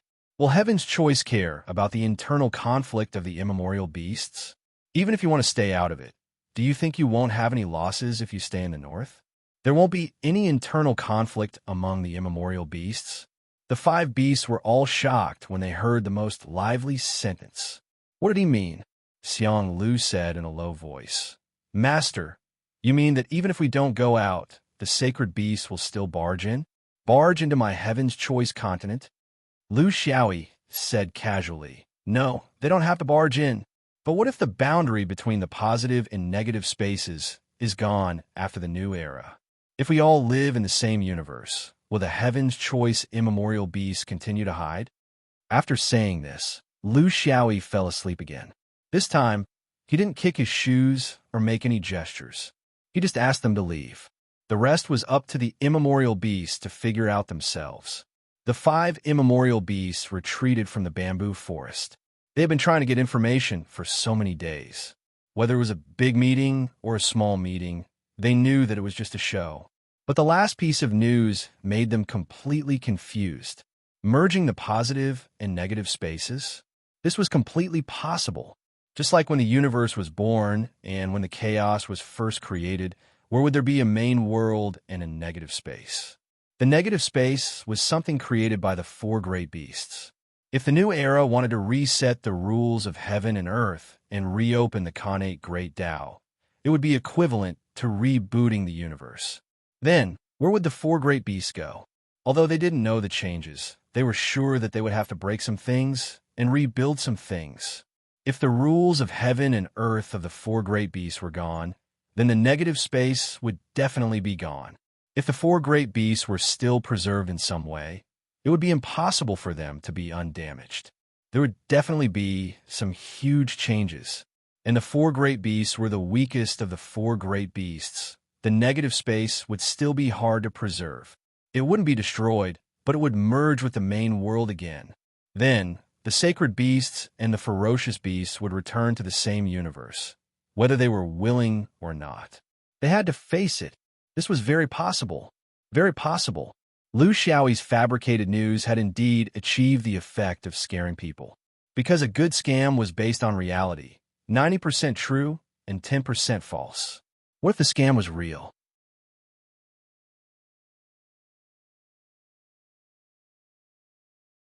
Chapter 1271. P.S. Old Fallen Surrenders, I've put up the battle exemption sign. I really can't add any more. The power of capital is too terrifying, directly crushing my old waste. This is the last update for today.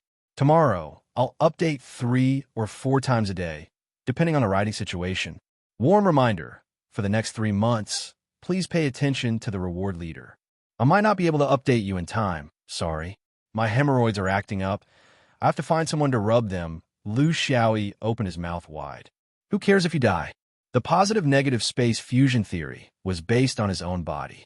In view of the special intuition of his body, which was reconstructed from a small universe, he blindly figured it out. He didn't mention it to anyone. It was too sudden and too shocking. In the current state of the universe's cultivation world, once this news spread out, the Heaven's Choice continent would explode. The scale of the Heaven's Choice continent's cultivators exploding would no longer be as gentle and hesitant as it was now. It would form a tide of beasts and people, vast and mighty, surging violently. No one could pull the reins, and it would inevitably bring a huge disaster to the countless domains of the Heaven's Choice continent. He couldn't bear this kind of karma, but he still took the risk, because the race of ancient beasts was the most tight-lipped of all the cultivation creatures. Even so, he didn't mention it at the meeting, but mentioned it to the 5 clan leaders in a small meeting. Moreover, he didn't mention it in detail, and it was ambiguous. Imagine it yourself. He was just afraid that these 5 guys would supplement too much. They would make him crazy. He needed to think about his current situation. How did he get to this place? He had already realized that there was a problem with the space passage. He was still a little immature under the hands of the top human sun gods. The gap in the Tao of space wasn't ordinary, so the other party had prepared a backup plan, but he barged in without knowing anything. What he was puzzled about now was whether this action was intentional or an unintentional coincidence. If it was intentional, what was the purpose of this sun god? He was more inclined to believe that it was an unintentional coincidence, because the direction in which he built the space passage was facing that sun god, which was also facing the Heaven's Choice continent. Moreover, no one came to find him after such a long time, which also meant something. He wanted to risk his life, but didn't succeed. He didn't know if he was lucky or unlucky. Plans were always unable to keep up with changes. If this was really just a coincidence, then his goal was just right for him to sneak in without anyone knowing. Xian Liuzi had once said that cultivators would be left with some kind of mysterious imprint after entering Heaven's Choice, and it would only disappear after leaving. The Yang god of Heaven's Choice often judged the number of outsiders based on this. Only half immortals would not leave such a mark on their bodies. In other words, his imprint had been erased. Now, he was a real black man, an identity that suited him very well. No one would pay attention to him anymore, because they all thought that he had returned to the mortal world with the delegation. I hope so. Since fate had pulled him back, this was the will of the heavens. Of course, he would not go against the flow. There were still many things he needed to unearth here. The most important thing was the nameless sword principal tablet. He didn't want to go before becoming a monarch, because his realm was too low. He was afraid that the unreliable crow ancestor would lead him astray. But now it was different. He had succeeded in becoming a monarch, and had a clear and firm understanding of his future path. He knew where his path was and how to walk it. This was the result of countless reflections and explorations during the process of becoming a monarch.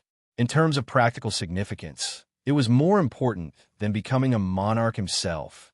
At this point, no one could affect him anymore. Not even the crow ancestor. That old fart. From a map, the northern region where he was located was not too far away from the nameless sword principal tablet. It was at the border between the northern region and the human countries. It was very convenient and safe to travel because he was now an honored guest of the ancient beasts, a guide, and the spokesperson of the ancestor. But before going to the nameless sword principal tablet, he still had one thing to do. He had a question to clarify, and his intuition told him that this was very important. In the bamboo forest, there was another rustling sound. This was the second group of guests tonight. The first group was the result of him playing tricks, and the second group was the result of him directly inviting them with his divine sense.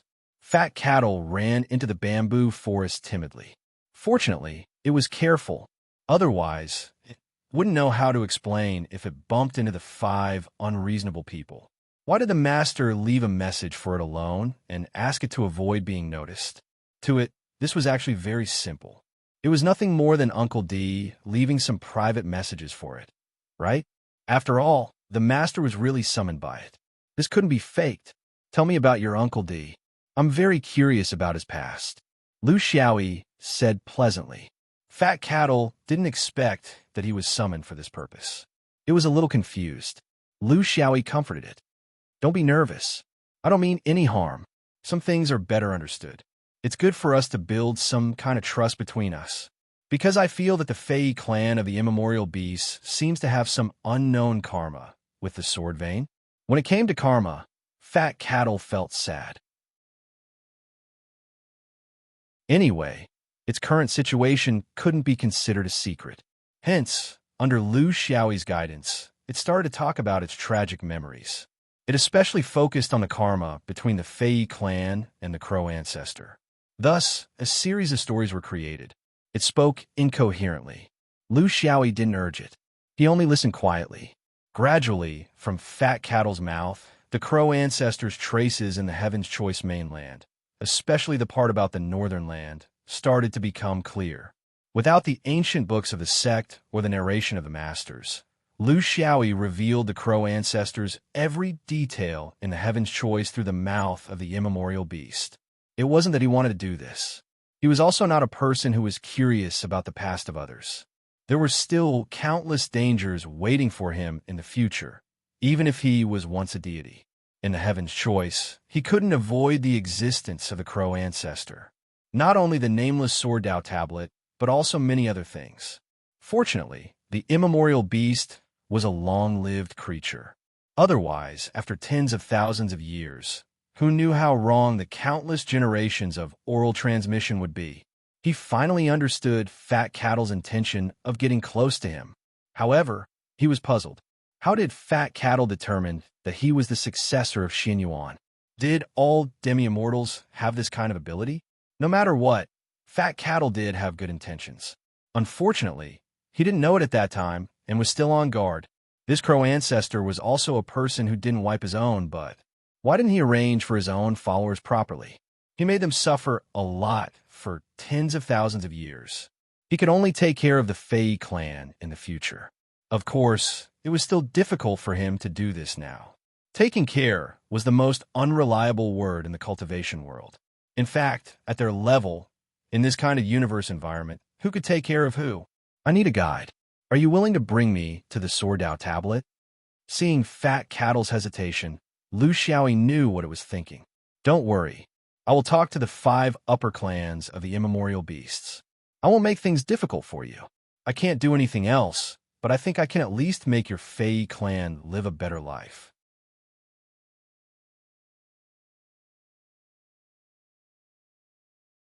Chapter 1272. What surprised Lu Xiaoyi was that the 5 families of the immemorial beasts agreed to his request without any hesitation. It was as if they already knew this would happen. This made him understand that his roots were not a secret to these immemorial beasts who had lived for hundreds of thousands of years.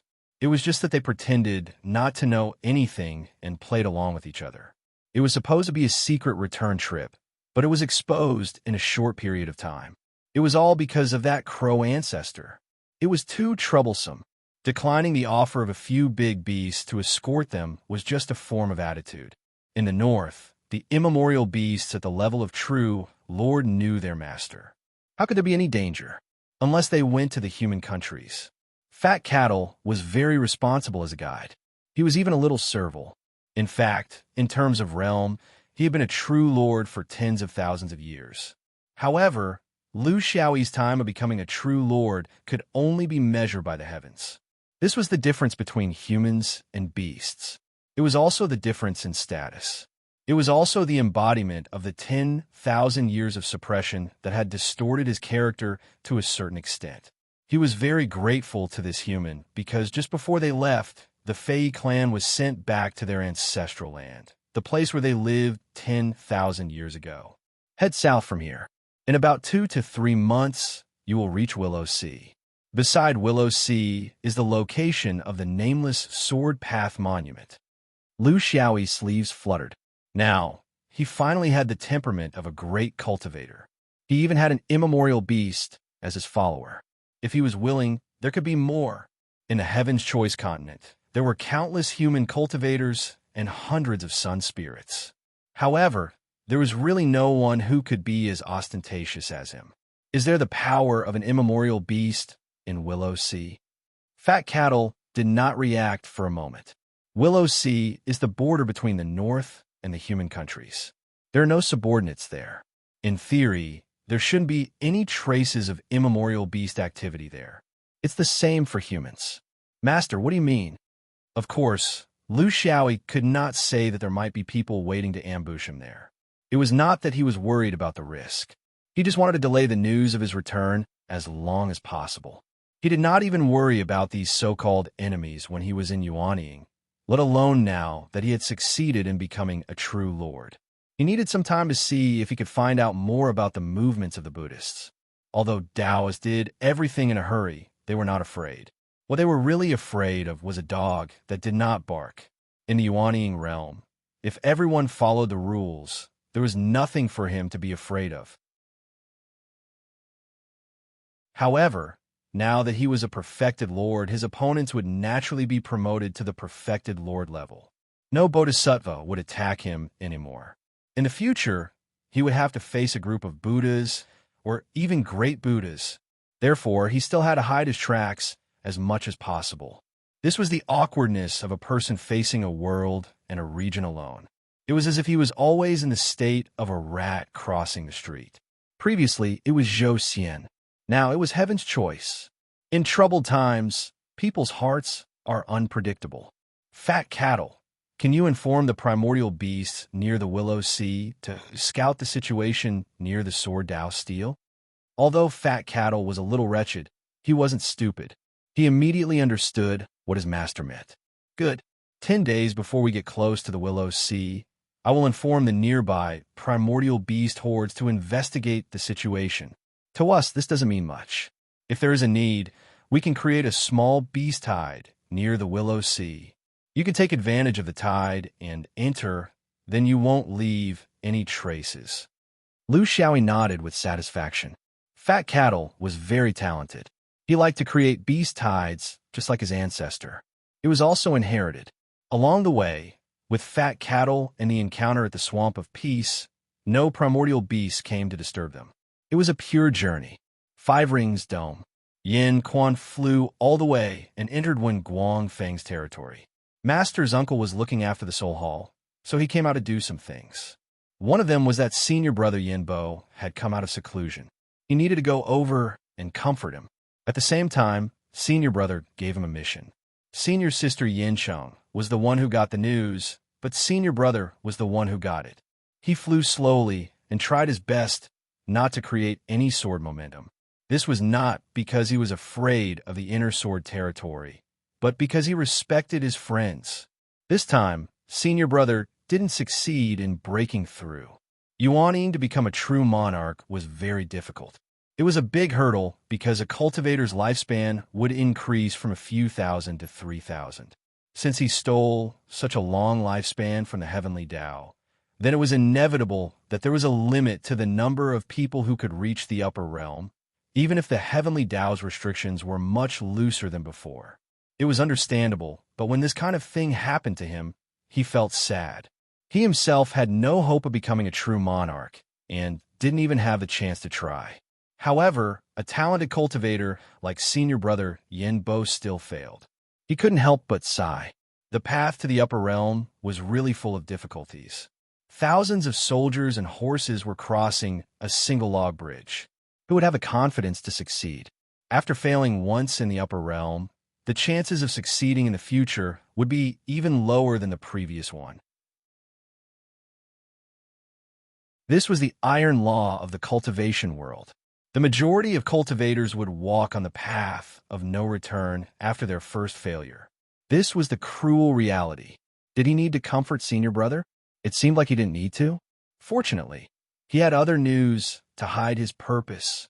The more arrogant a person was, the more they wouldn't accept other people's comfort.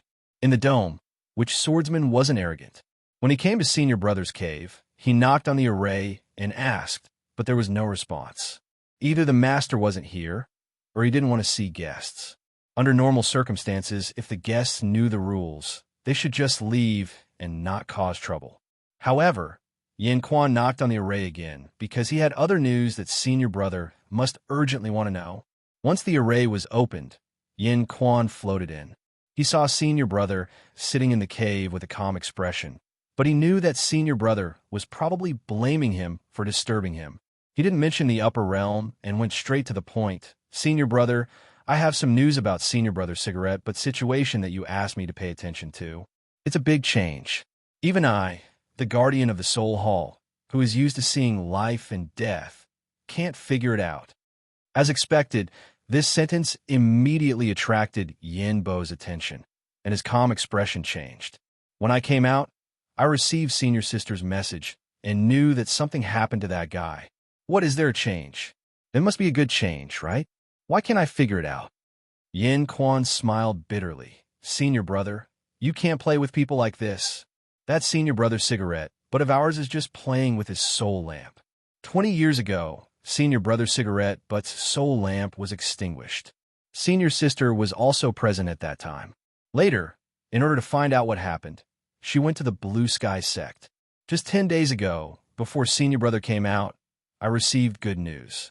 Senior brother's cigarette but's soul lamp was reignited, and it was even better than before. That fire seedling was burning.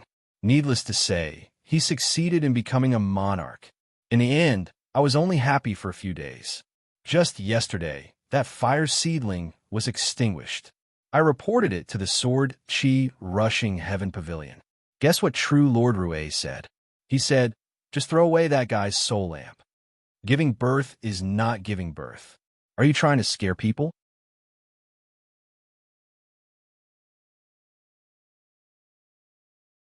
Chapter 1273. Yin Bo slapped his forehead as he listened. That was it. Another one? That was it. He must have entered a space that can block the appearance of soul lamps. There's no other explanation. It seems that this guy's cultivation experience is very rich. Yin Bo wasn't worried because he knew his junior brother too well. Yes, he had already become his martial uncle. There are always ups and downs in the cultivation world. From the moment they met, he was always worried that this brat would catch up to him. It came later than he expected, but now he had finally surpassed him. He was a little sad, even though he knew it would happen sooner or later. Moreover, he seemed to be unable to run in this competition. The gap between them would only grow bigger and bigger. He was very clear about this. He was still too comfortable, even though he had already risked his life to participate in every dangerous mission. But compared to this brat's soul lamp, it was far from enough. This brat wouldn't have thrown him into a bug's nest, right? When it came to seeking death, he had to admit that he was far from being a lunatic. Yin Quan looked at his somewhat absent-minded senior brother and was also sad. True Lord Rue said he's fine. Senior brother, Yin Bo smiled. Don't worry about me. There's no swordsman on Wenguang Peak. I still have a chance, and I'll never give up. However, I may leave the fifth ring for a while.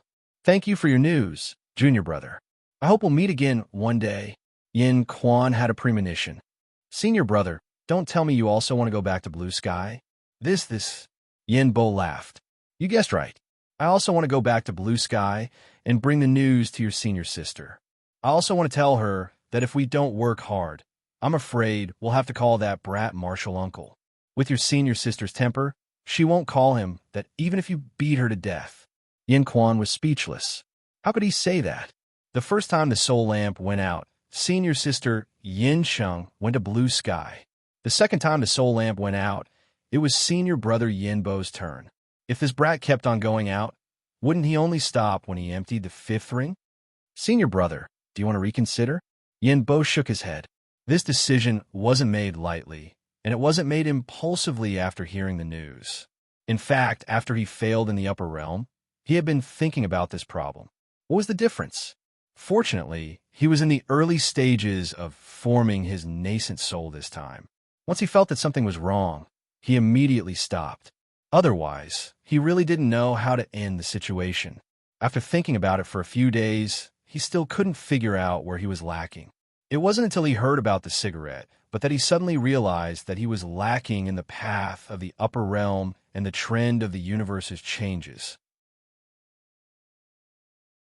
The upper realm of cultivators was no longer something that could be solved by cultivating in seclusion.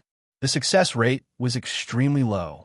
If a cultivator wanted to achieve something in this ever-changing universe, they had to completely blend into it and become one of the many people under the tide.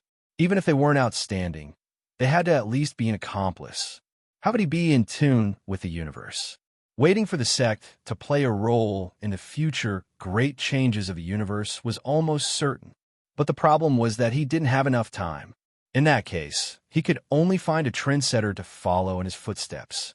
Senior sister had already taken a step ahead. She should have already noticed something. Of course, he wouldn't fall behind. Since that kid's adventure started in the azure sky, it was very likely that it would end in the azure sky. Waiting in the azure sky was much more exciting than waiting in the fifth ring for thousands of swordsmen. Although it might be dangerous, it was worth it. With his current situation, would he still care about any danger? He had already heard that there would be a floating raft heading to the azure sky in a month's time. Because the universe's situation was becoming more and more chaotic, the defense of Zhuozhou's hometown was also put on the agenda. This time, they were sending a newly promoted true lord of the inner sword back to help guard it. The name was somewhat familiar. It seemed to be true Lord Cohen called Yandai. Did she come to the fifth ring with little e? That batch of newcomers from other regions was really amazing. Out of 10 of them, there were 2 true lords. It was unbelievable. In the left Zhou star system, in the big and small intestine blind passage, spells flew everywhere and flying swords flew everywhere. In the small space, a fierce group fight was going on. This was a battle between the outerverse cultivators and the local natives. As the general situation became more and more chaotic, this kind of battle became more and more common. In the left Zhou star system, everyone knew that because the main force had gone to the fifth ring, the cultivators in their hometown had been greatly weakened. Most of the realms were able to protect themselves, but they lacked the ability to advance. Their control over the universe's void was not as strong as it was 10,000 years ago. However, there were still some who had no scruples in the left Zhou star system. For example, a certain sword vein in a certain realm. In the group fight, the 4 swordsmen quickly gained the upper hand. Even though the opponent had 7 swordsmen and one of them was a true lord, they were still completely suppressed by the 4 swordsmen. Gradually, casualties began to appear. 4 Yuanying swordsmen, 2 inner swordsmen, and 2 outer swordsmen. They cooperated well and fought fiercely. Among them, there were even 2 tigers. They were quite fierce, and their strength was even above the 2 male cultivators. One of the outer swordsmen, who was an outer swordsman, was even on par with a true lord. He even had a slight advantage. In such a situation, the foreign cultivators could not hold on any longer. After leaving behind a few corpses, they fled in panic. They were very unlucky to have encountered the fiercest orthodoxy in the left Zhou star system. There was nothing they could do. However, the swordsmen were not willing to let them go. They chased after them with their swords until they killed a few more. The rest escaped into the unknown astronomical phenomenon and caused a chain reaction. Only then did they reluctantly withdraw their swords. A female voice shouted, "Xiaoya, Peinan, ice guest, retreat." There was no way to chase after them.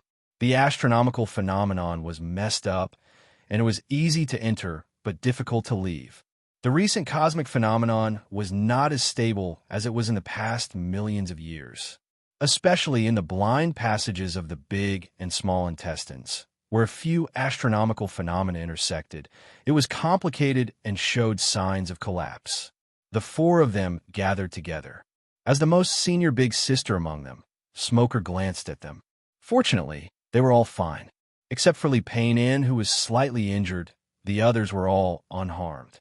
Although I am from the Blue Sky sect, I left home for the fifth ring when I was young. Actually, I'm not familiar with this place. Tell me, where is the best way to go now that we are trapped in the dark nebula?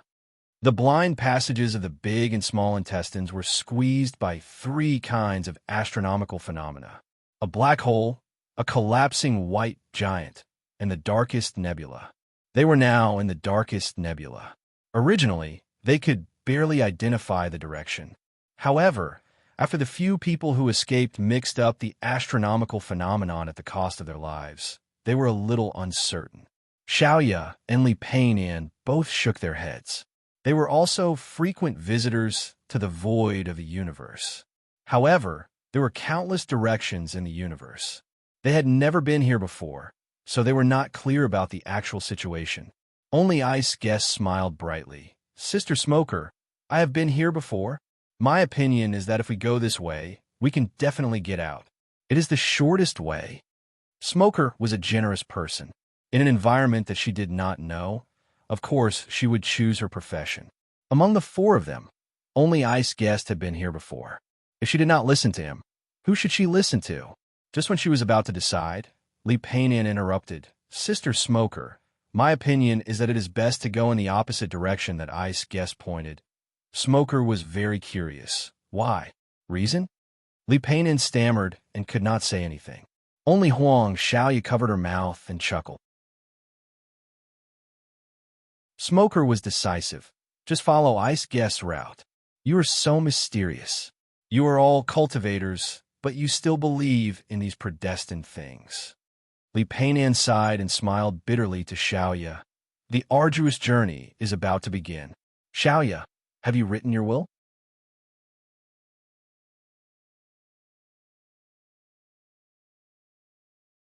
Chapter 1274. Willow Sea once had its own legend, but with the passage of time, how many people still remembered such a legend? Especially when this legend flipped the table after eating and drinking to his heart's content. Under the tacit understanding between Taoists and Buddhists, the nameless sword tablet's reputation and status among all the other tablets in the Heaven's Choice continent could not be compared to its creator's achievements. It could not be propagated like this, walking one's own path and cutting off others' paths. Only the immemorial beasts had memories of this place, because they were the beasts involved. In the past decade or so, the number of human cultivators who wandered around the Sword Dao Steel had suddenly increased. Regardless of whether they were in the nearby human kingdoms or in the beast territory of the northern region, these human cultivators were active in all of these places. Some were seeking revenge, some were comparing skills, some were searching for their roots. All had their own motives. Over the past 10 years, there had been countless battles, big and small, here.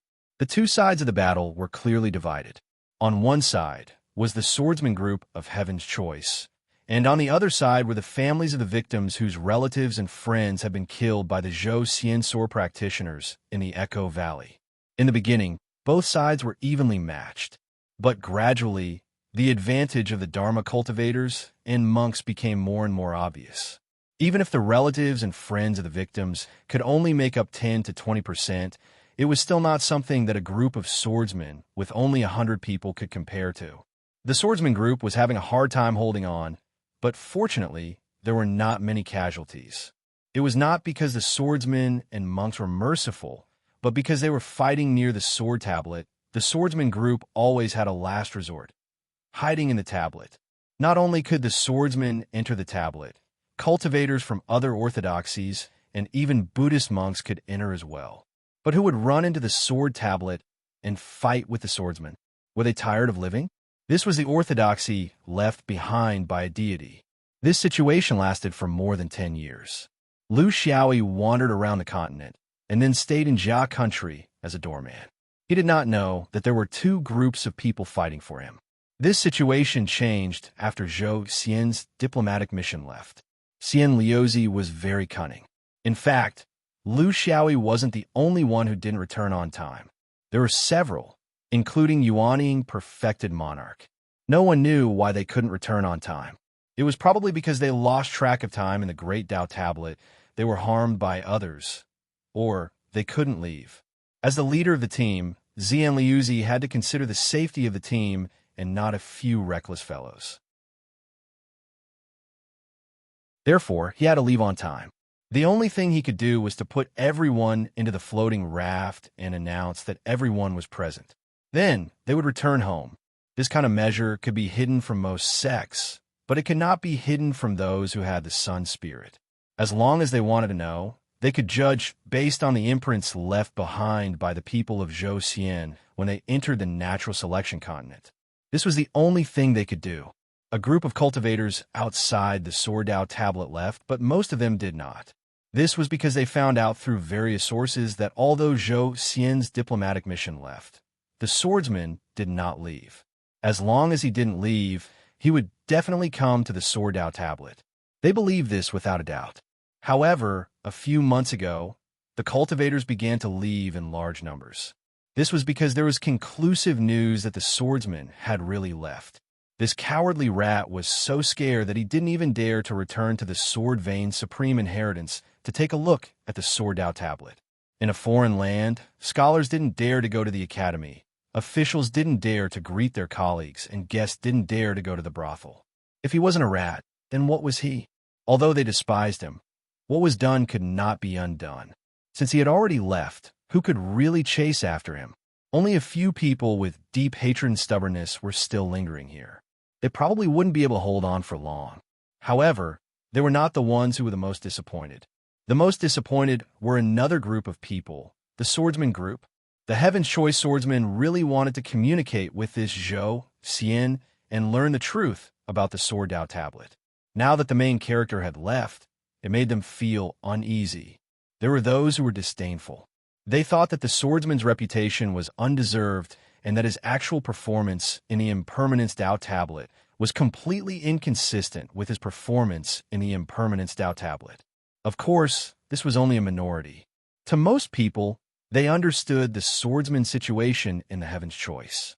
With so many monks obstructing him, it was very difficult for a stranger to come alone without being disturbed. He was a Yuanying, not a Yang spirit. There were also those who left for personal matters. Since the main character had left, there was no need for them to continue staying here. They still had to continue cultivating. This was life. However, there were still nearly half of the swordsmen who stayed. Usually, they were all in different places and cultivated on their own. They didn't have a fixed place to gather. Since they had all rushed here, it was also a good opportunity to communicate with each other. More than 50 swordsmen either entered the Sword Dao tablet to comprehend or competed outside the tablet. This place had finally returned to the past and became a paradise for swordsmen. Huang Yin was a little unhappy.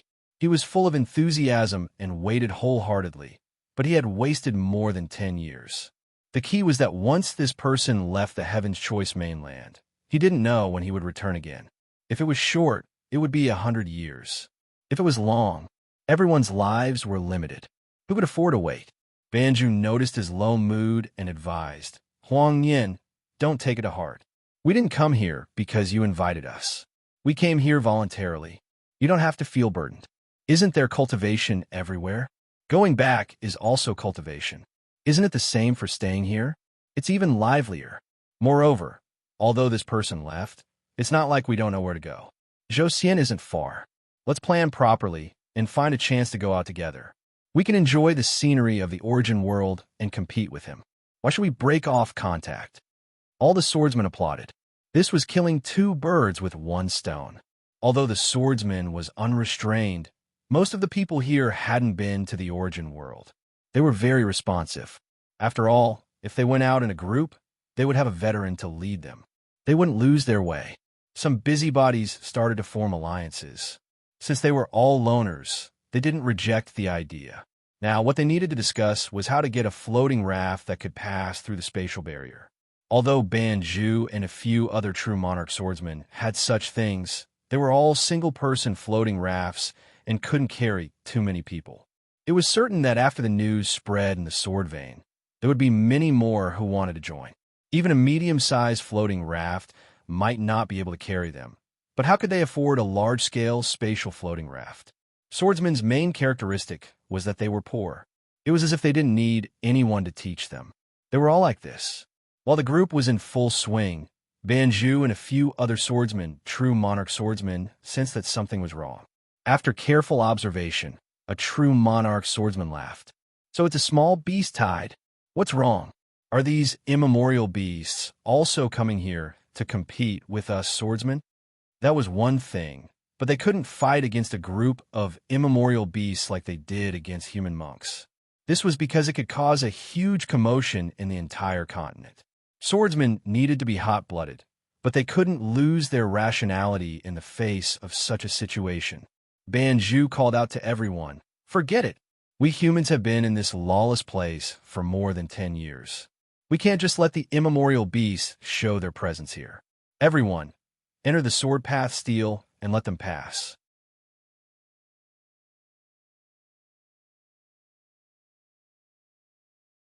Chapter 1275. Hundreds of primordial beasts of various sizes rushed over. There were a few monarchs and a few yuanying primordial beasts. The Jindan Foundation establishment beasts below them were not primordial beasts. They were all beasts from the northern region that were brought here to make up the numbers. Time was tight, so they could only do this. Fortunately, they were not here to fight. They were just going around in circles and would not enter the human kingdom. Near the Sword Dao Tablet, the swordsman had already entered the Sword Dao Tablet. The few remaining cultivators saw the primordial beasts and had the same thoughts as the swordsman. They did not want to provoke these primordial beasts, especially in the current situation. The primordial beasts could be said to be a decisive force. The higher-ups had already ordered them not to provoke them. Now that they saw them, they naturally avoided them. Who would pay attention to a human lying on the back of one of the primordial beasts? Seeing that they were nearing the Sword Dao Tablet, Lu Xiaoyi was still a little excited. This person was like a god in the Xianyuan sword sect. This person dared to overturn the order of the universe and start over again. This person was a character that the entire cultivation world of the universe would tremble at the mention of. The Sword Dao Tablet set up by such a person was still very exciting. Although he had some complaints about this person's morals, he did not seem to be much better than himself. Fat cattle! After I leave, you guys go back on your own. Don't cause trouble, and don't stay here to wait for me. It will only make people suspicious. I don't know when the tablet will appear, so don't worry about it. Fat Cattle flew past the Sword Dao Tablet. When he appeared again, his back was empty. The small primordial beasts flew forward for a while, showing off their strength. This was also in line with the characteristics of the primordial beasts. Then, under the watchful eyes of the human cultivators, they turned around and left. In the end, they did not enter the human kingdom, which was a relief. It was just a strange action by the primordial beasts. It was very likely that it was because the human cultivators had been causing too much trouble in the Willow Sea recently. This place had no owner, or it could be said that it was owned by both parties. These rude primordial beasts must have come to warn the humans because of this reason. Ignorant beasts. As soon as Lu Xiaoyi entered the Sword Dao Steel, he immediately understood the rules. This was because the owner was clearly a simple and crude person, but he didn't have so many Taoist twists and turns. The entire steel was simple, direct, and clear. The tablet was divided into 9 realms, and he took his seat accordingly. They were the Foundation Realm, Advanced Realm, Green Netherworld Realm, Reigning Realm, Game Realm, Triple Birth Realm, Tao Realm, Heavenly Phenomenon Realm, and Sword Disciple Realm. With just a slight rotation of his divine sense, most of the content of the realm could not escape his perception. Obviously, the owner of the monument didn't bother to hide it. He clearly told you what this place was. If you think you have the ability, then come in and try. The foundation stage was the foundation stage, and what was displayed was the foundation of the sword. The next level was the Jindan realm, where one could bring about momentum. The Qingming realm was the Yuanying realm. The traversing realm was the sword manipulation realm. The game realm was the sword manipulation technique, and the 3 lives realm was the killing technique of 3 lives. This was also what Lu Xiaoyi needed the most, because once he learned this technique, he would be able to kill the sun god. The Tao realm was the Tao sword lineage created by the Crow ancestor. Celestial state? He didn't quite understand, because when he was at the 5th ring, he still couldn't come into contact with such profound things. Sword Disciple Realm? It felt like returning to one's original self. Lu Xiaoyi thought, sooner or later, I'll change it to the Sword Disciple Realm. In the Sword Dao Tablet, he could clearly feel the existence of other auras. Of course, they were the heaven's chosen swordsmen who cultivated here. They entered and left various realms to train themselves in various realms. Often, they were beaten to a pulp, but no one complained. Instead, they were proud of themselves for being able to last a few more breaths inside. This was the space of the Tao Tablet. It was gray and hazy, and only the 9 realms hung high above. When cultivators entered, they could only sense each other's aura. If they were familiar with each other, it was fine. If they were unfamiliar with each other, they couldn't recognize them through their appearance. Every cultivator's aura had their own unique spectrum. Therefore, the swordsmen were very familiar with each other. When a new person entered, everyone would notice it immediately. However, this person's aura was very unfamiliar. It was a perfected lord. They didn't know anything else. Since the swordsman who stayed near the Sword Dao tablet had entered the Sword Dao tablet before the arrival of the Beast Tide, then the one who entered now could only be an outsider. An extremely small number of Dharma cultivators who wanted to attack the Zhou Xian sword cultivators. They were inside the tablet and didn't know the specific situation outside. Logically speaking, they should have a conflict with the primordial beasts and entered the tablet to avoid danger. A Dharma idiot. The nameless Sword Dao tablet had never stopped cultivators from other orthodoxies from entering. However, you could enter, but when challenging the 9 realms of the Sword Dao, you would face extreme danger. This was because when you challenged with swordsmanship, you would at most be beaten black and blue and be chased out of the realm. However, if you challenged with anything other than swordsmanship, then sorry, it would be a battle of life and death. Which cultivator was tired of living and dared to challenge an invincible sword immortal who used to be at the Zenith Heaven realm? Not to mention perfected Yuanying perfected lords. Even half immortals wouldn't dare to enter. In fact, even ordinary immortals would dare to enter, unless they abandoned their orthodoxy here and obediently learned swordsmanship from me. Domineering? Unreasonable? In fact, it was the same in all Dao tablets. Every Dao tablet had a strong exclusivity. If you insisted on talking about merit in the Slaughter Dao tablet, who would be killed if not you? If you insisted on playing with the 5 elements in the Thunder Dao tablet, who would be struck by lightning if not you? Just like in a mortal world, you had to drink in the taverns, you had to support the brothels, you could only study in the academy. If you insisted on coming here, who would be chased out if not you? The Sword Dao tablet space was different from the other tablets in that it didn't allow cultivators to fight. Therefore, the swordsman could only sense this foreign presence and couldn't do anything about it. Actually, it didn't matter. Time was your own. If you were willing to waste your time here, no one would care. It was because of this mentality that no sword cultivator threatened to chase them away. Although such situations were rare, they still happen occasionally. Just treat it as if they didn't exist.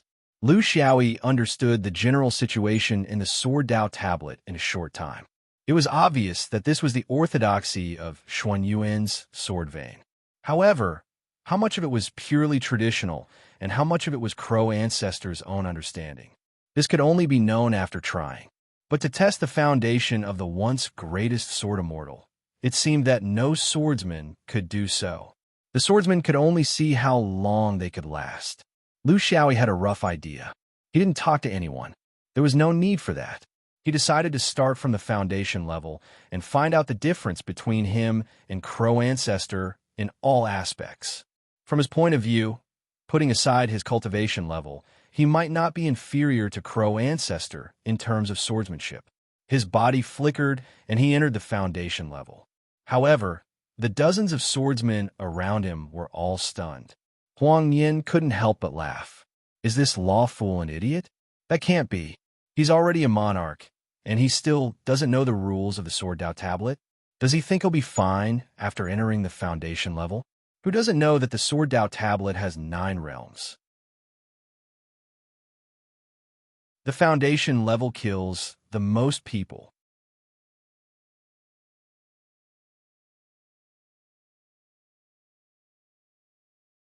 Chapter 1276.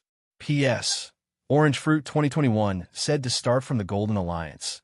Then Old Fallen will start from the Golden Alliance. Of course, Orange Fruit 2022's Milky Way Alliance still hasn't been repaid, and Big Brother's insult has yet to be repaid. I can only push it back. It's not easy to fool everyone when it comes to writing. I have to guarantee the quality. I really don't know when I can finish repaying. Thank you everyone for your support. Old Fallen is convinced. Lu Xiaoyi entered the Foundation realm and immediately sensed that there was a lump in front of him. It was neither real nor virtual, neither shadow nor illusion. It should be the sword wish left by the Crow Ancestor. It was just that it was done in a more straightforward manner. It didn't care if the characters were similar, but only about the sword. Usually, under such circumstances, Orthodox Taoists were the most particular. They would definitely portray their original appearance vividly and strive for accuracy. That was because demeanor and temperament were also part of Orthodox Taoists. Unlike here, it was a lump that was neither human nor ghost. It didn't even have a basic human form. It didn't even have a head. His cultivation and spirit were instantly suppressed to the peak of foundation establishment. This was his current battle state. But he didn't have time to complain because this lump was very simple and crude. He had just entered and a sword light had already shot out, aiming straight for his forehead. Lu Xiaoyi subconsciously sent out a sword beam to block it. But before he could do anything else, the opponent's next sword beam had already arrived at him. This wasn't sword light differentiation. It was the simplest and most basic sword pill. What they were competing on was sword frequency and sword speed. It made sense. Didn't swordsmen only know these things during the foundation establishment period? Lu Xiaoyi didn't know if he could use sword light differentiation to deal with the opponent's sword light. He also didn't want to try, because that would make the entire competition meaningless. Wasn't it just a competition of swords? Wasn't it just a competition of sword speed? Thinking back to when Lu Xiaoyi was at the fifth ring, he relied on sword speed and sword frequency to defeat the invincible inner and outer sword vein, conquering the entire fifth ring and dominating the entire fifth ring. During the foundation establishment period, he had thought of countless ways to improve these two indicators of his flying sword. Moreover, his true ability was in the power of the sword. When his eldest martial brother Lu drew his sword, the power of the sword was so great that who wouldn't be frightened? Furthermore, he had the inner sword's quick attack and the outer sword's long-range attack. As long as Crow Ancestor did not cheat, he would not be weak. With such a mindset, the Sparrow Palace spread out, and Old Crow flapped its wings, closely following the frequency of the opponent's sword. Both sides began to clash, from several swords per breath to 10 swords per breath, then dozens of swords per breath. The speed of his sword had long surpassed the limits of the sword Qi thunderous sound. For a moment, the sound of thunder in the air was like beans being fried, gradually forming a line, forming a piece. The two silhouettes were no longer stationary. Instead, they were flying up and down. In the time it took for a spark to fly off a flint, they displayed their evading forms to the extreme. This was an overclocking attack while moving at high speed. Although it sounded simple, it tested the basic abilities of a swordsman in many ways.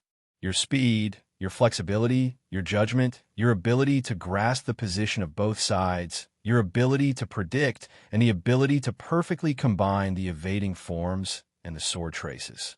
The frequency of the sword drawing, the speed of the flying sword, the strength of the sword, the precision of the spiritual control of the flying sword. Therefore, although they were both drawing one sword after another, the two of them changed from pistols to rifles, submachine guns, machine guns. Finally, they became two rapidly moving Gatling cannons. Lu Xiaoyi had completely forgotten about his swordsmanship moves. Sword Qi division, realm of sword intent, he had completely sunk into a frenzy of attacking. It was impossible not to go crazy. He could not keep up with Crow Ancestor's rhythm. He had an advantage in two aspects, which were the speed of the sword and the weight of the sword. This was the unique characteristic of his outer sword compared to his inner sword. It was also because he felt that he had an advantage in these two aspects that he understood that Crow Ancestor did not deliberately exaggerate his actual ability through the Sword Dao tablet. The ability that this shadow was displaying now was the ability that Crow Ancestor had achieved when he was in the Foundation establishment period.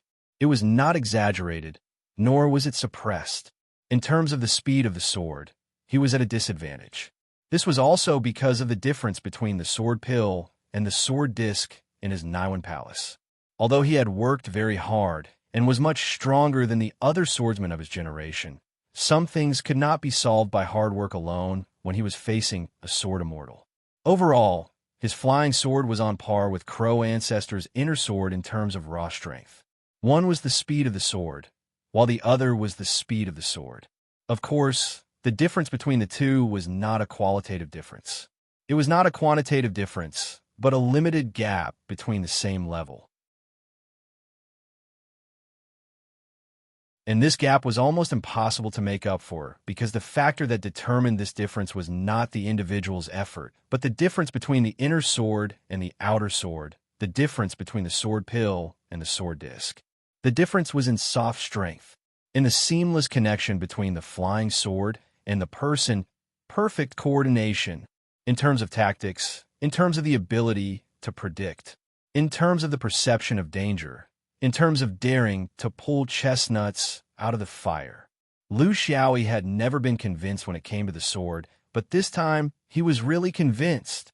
Crow Ancestor had used the spirit of the Foundation establishment period in a completely offensive swordsmanship without a trace of Shangxian means to defeat him fair and square.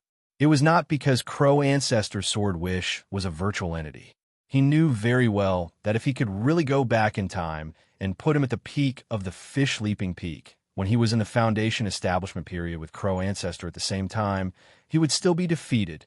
Crow Ancestor had achieved the unity of man and sword, but he had not. In other words, in terms of the essence of controlling the sword, there was still a gap between him and a real top master. But he was not discouraged, because what he lacked could be obtained through combat training. Lu Xiaoyi, who had been pierced through the heart, fell out of the Foundation realm. Then he sat cross-legged in the void to recover his fierce consumption. The battle with Crow Ancestor was more tiring than the battle with Sun God. It was more fierce than the battle in Echo Valley. It was unreserved madness. It was the determination to stake everything on one throw. He was still defeated, but it did not matter, because he would come again. He was busy replying, but in the swordsman group, not far away in the space, there was a strange mood. Huang Yin was surprised. Who still remembers the record of the longest time in the history of the sword Dao steel? True Monarch modeled bamboo, said word by word. As far as I know, among us, True Monarch Sword Maniac lasted the longest in the Foundation realm. His best record was 27 breaths. Unfortunately, Sword Maniac was not here. Most of us could not last more than 10 breaths. And this was actually the result of Sword Ancestor's sword being accelerated from slow to fast. If it was a storm at the beginning, we would only last 1 or 2 breaths. It is normal to be killed in one strike, but to last until the second strike, you are an expert. I took 13 breaths. In fact, the number of breaths one could last in the Foundation realm did not matter if they were Yuan-ing, true monarchs, or even half-immortals, because no matter who entered the Foundation realm, they could only be in the Foundation establishment realm. What was tested was one's basic ability, and later abilities could not be used. Wan Shi smiled embarrassedly. I took 9 breaths. Huang Yin did not hide his shortcomings. They were all brothers, and it was impossible to hide who was at what level. I took 15 breaths. Everyone reported. Among them, the one who could last the longest was another swordsman, True Monarch, who took 22 breaths. The second longest was Huang Yin, in front of a true sword immortal who had once been a grand heavenly Dao immortal. It was not easy to last more than 10 breaths, although there was a lot of exaggeration in this. Sword Ancestor's flying sword was relatively slow at the beginning and gradually increased in speed. But the problem was that the guy who had just entered had lasted a full 15 minutes. How many breaths was that?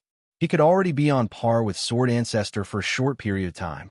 This was why they were so shocked.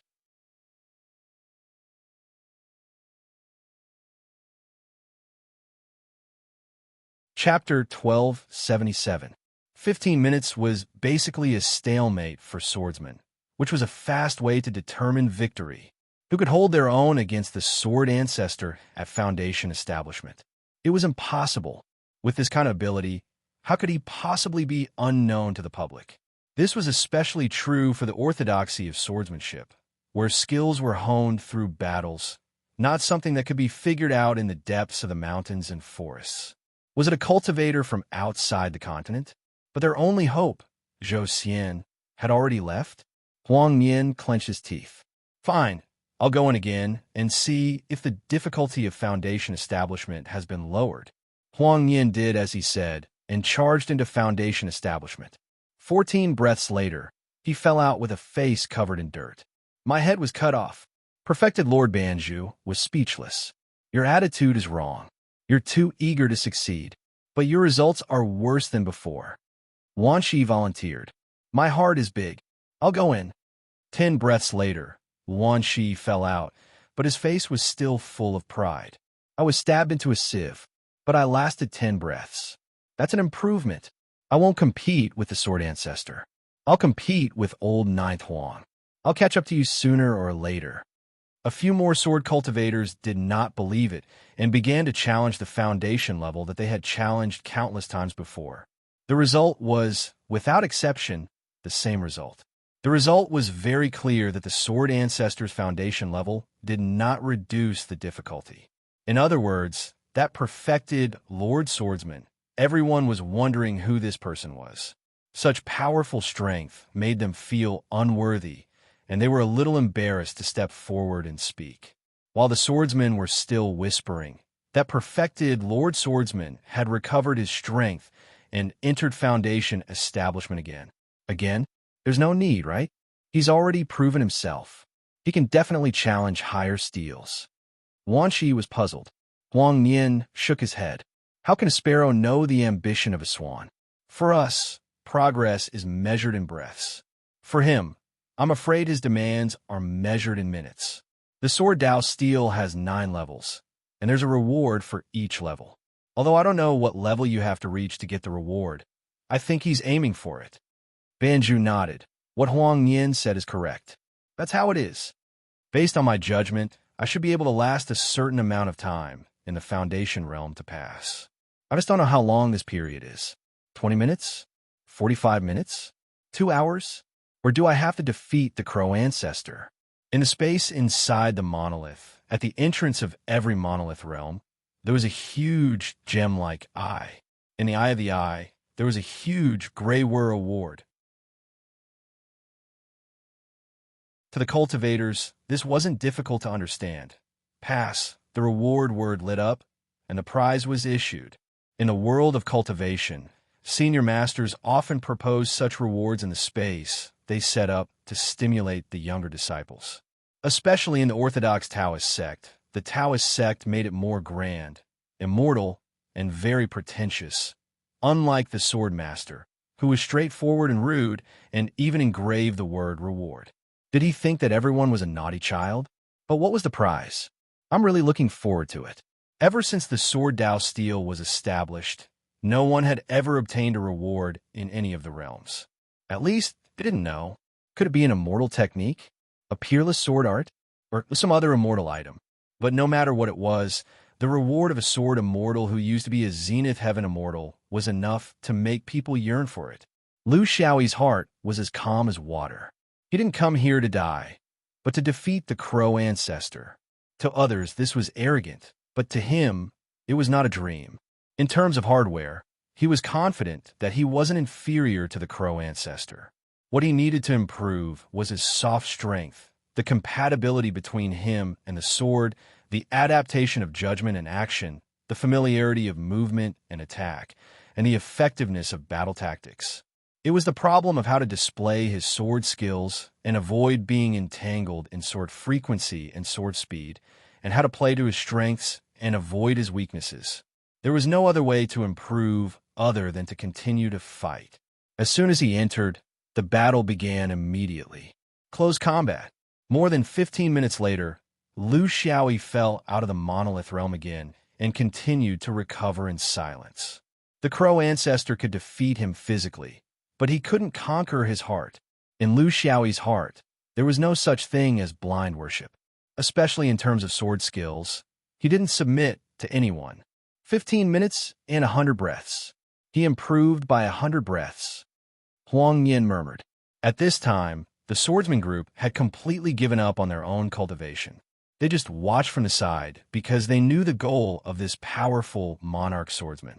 Compared to the time they wasted, it was more important to pay attention to this historical moment.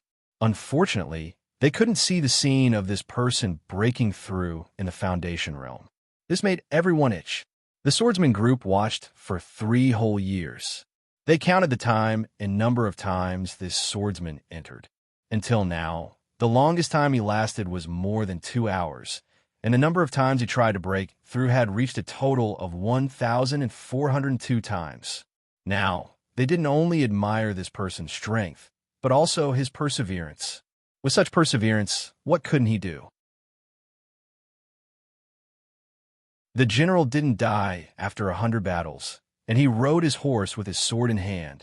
At first glance, this person's aura made people feel that there was not the slightest bit of iron-blooded generosity. However, his actions made people feel the indomitable spirit of a sword cultivator in their hearts. Even the sword ancestor and the sword immortal couldn't stop his desire for victory. Breakthrough, recover, breakthrough, recover. In the silent, endless cycle, it was like a machine. It never stopped. During this process, it didn't always go up. Sometimes it went backwards. For some reason, it was quickly killed by the sword ancestor. But overall, it was going up, steadily going up, small steps back, big steps forward. Obviously, this monarch swordsman's learning ability was terrifying. He was using the sword ancestor to test his sword. Finally, he killed the sword ancestor. The monarch only lasted for a few dozen breaths before he was killed in his 104th attempt. This was his most fragile failure so far. However, he didn't hesitate and immediately went back in, starting his 104th attempt. Huang Yin asked the swordsman what was on his mind. Is this the sign of a mental breakdown? After all, Model Bamboo was a monarch, so he could see much further. Not necessarily. It could be the collapse of his willpower after a long battle. But it's also possible that there's a change. With his ability to last for 2 hours, it's possible that he's looking for a change, a big change. Before he finished speaking, the space of the Tao steel suddenly shook, and the monarch swordsman was ejected. For the first time, he looked up to the sky and laughed. At the same time, the conspicuous word award at the entrance of the Foundation stage was no longer gray, but bright, a reward for clearing the stage. This was too tempting. The dozens of swordsmen opened their eyes wide and stared at it without blinking. They really wanted to replace it. The monarch swordsman didn't hesitate. He flew closer and slapped the word award with his hand. Suddenly, an item fell. The dozens of swordsmen opened their divine sense to the maximum and tried to identify the origin of the shiny item. But no matter how hard they tried, they couldn't identify it. It wasn't too high-end, but too low-end. It was so low-end that it made one's hair stand on end. Then a familiar voice cursed loudly. F*** your ancestors. I worked so hard for 3 years and went in and out more than 1,000 times to finally defeat you. And you only reward me with a spirit stone? And it's AF*** ING low grade 1?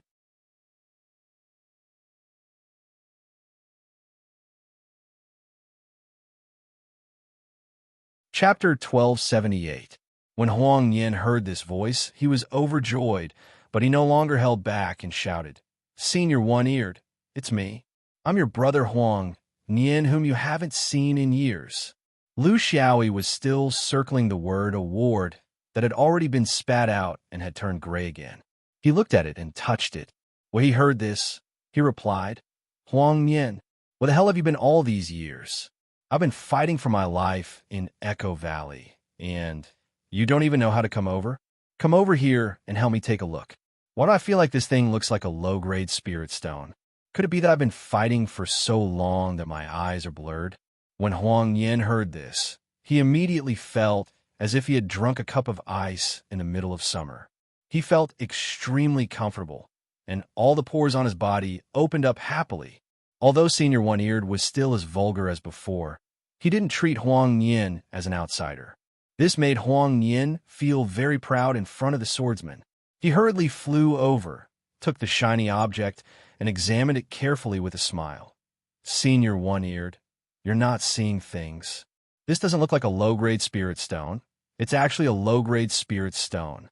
The quality isn't very good. If you go to the market, you'll get a 10% discount.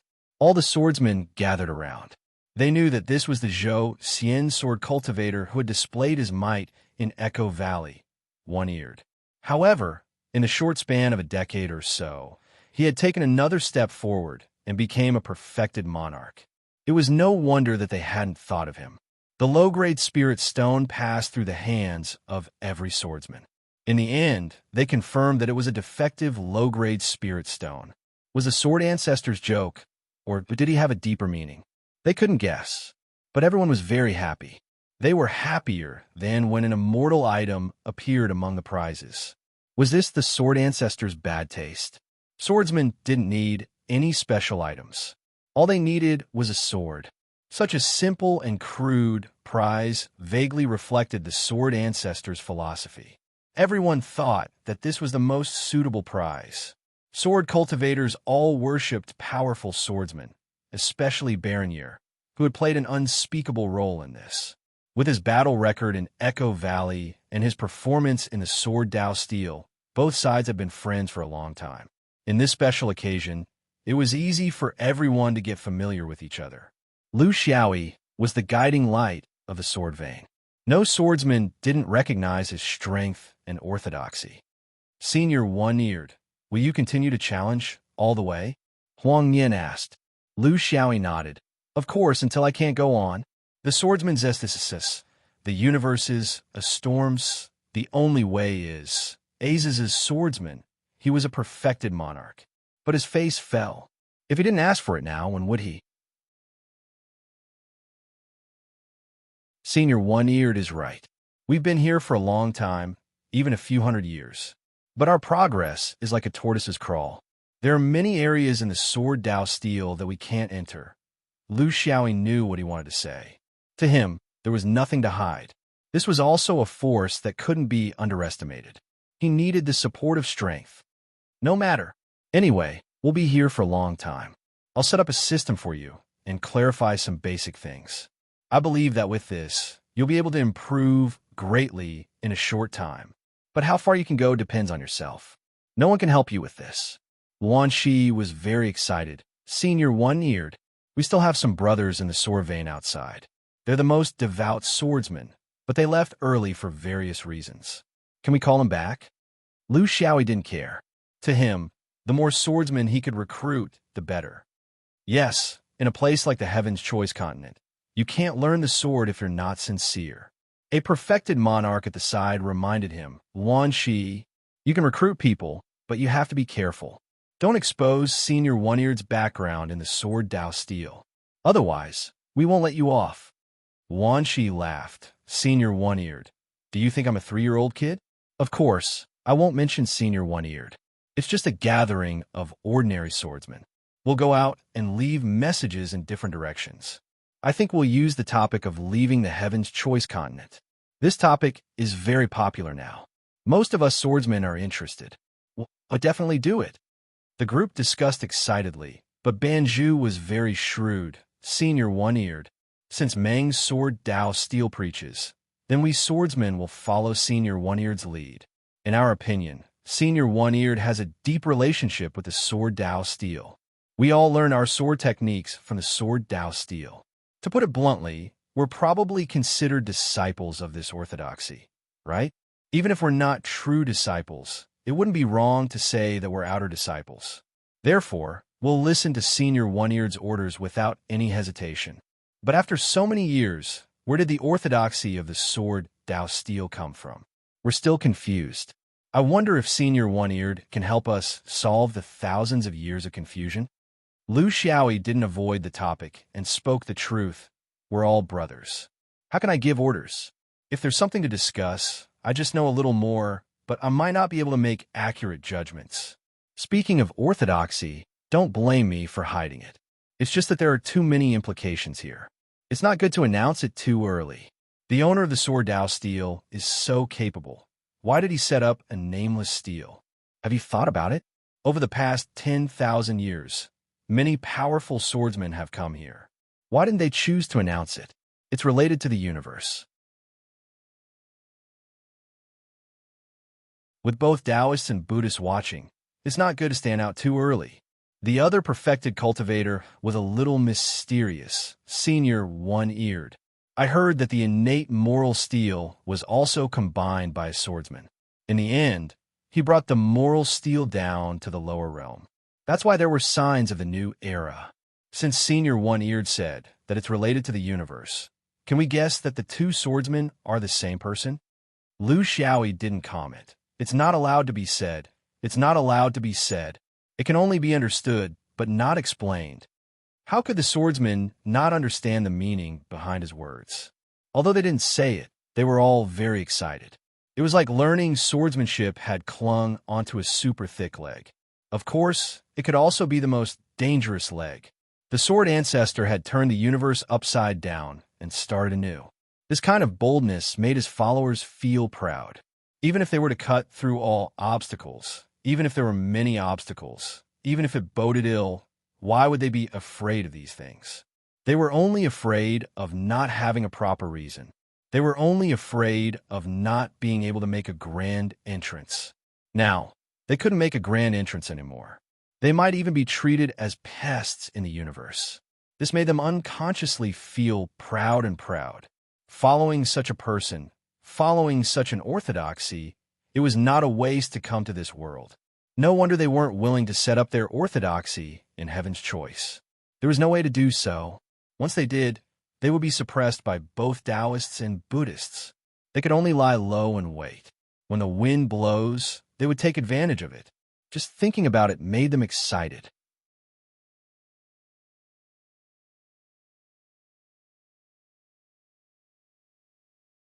Chapter 1279. Lu Xiaoyi also comforted them. We're all Yuaniing, so I don't need to teach you the truth. Cultivation can be done in thought, but it can't be passed down. It's fine as long as you understand it in your heart. Why do you have to make it known to everyone? I promise you that we won't break off contact in the future. I've also created my own sword range in the Zhou celestial sect. It has some foundation, and it's the same orthodoxy. In the future, our Heaven's Choice sword range and the Zhou celestial sect will work together. We'll be able to stir up waves in the universe. I'll say this in advance. If you're not capable enough, you won't be able to keep up. The swordsmen have been anxious for hundreds of years, and only today did they feel reassured. They knew who they were going to work with, and they knew that they were going to do something big. This was much better than being brainless all day long. Having a goal and not having one had a great impact on a cultivator. At least they had the heart to practice the sword now. Otherwise, if they were really useless and died in the universe, that would be a disgrace. Banju was very proud. Swordsmen are only afraid of dying of old age, not dying in battle. With Senior Brother's words, we'll have a firm mind and work hard to improve ourselves.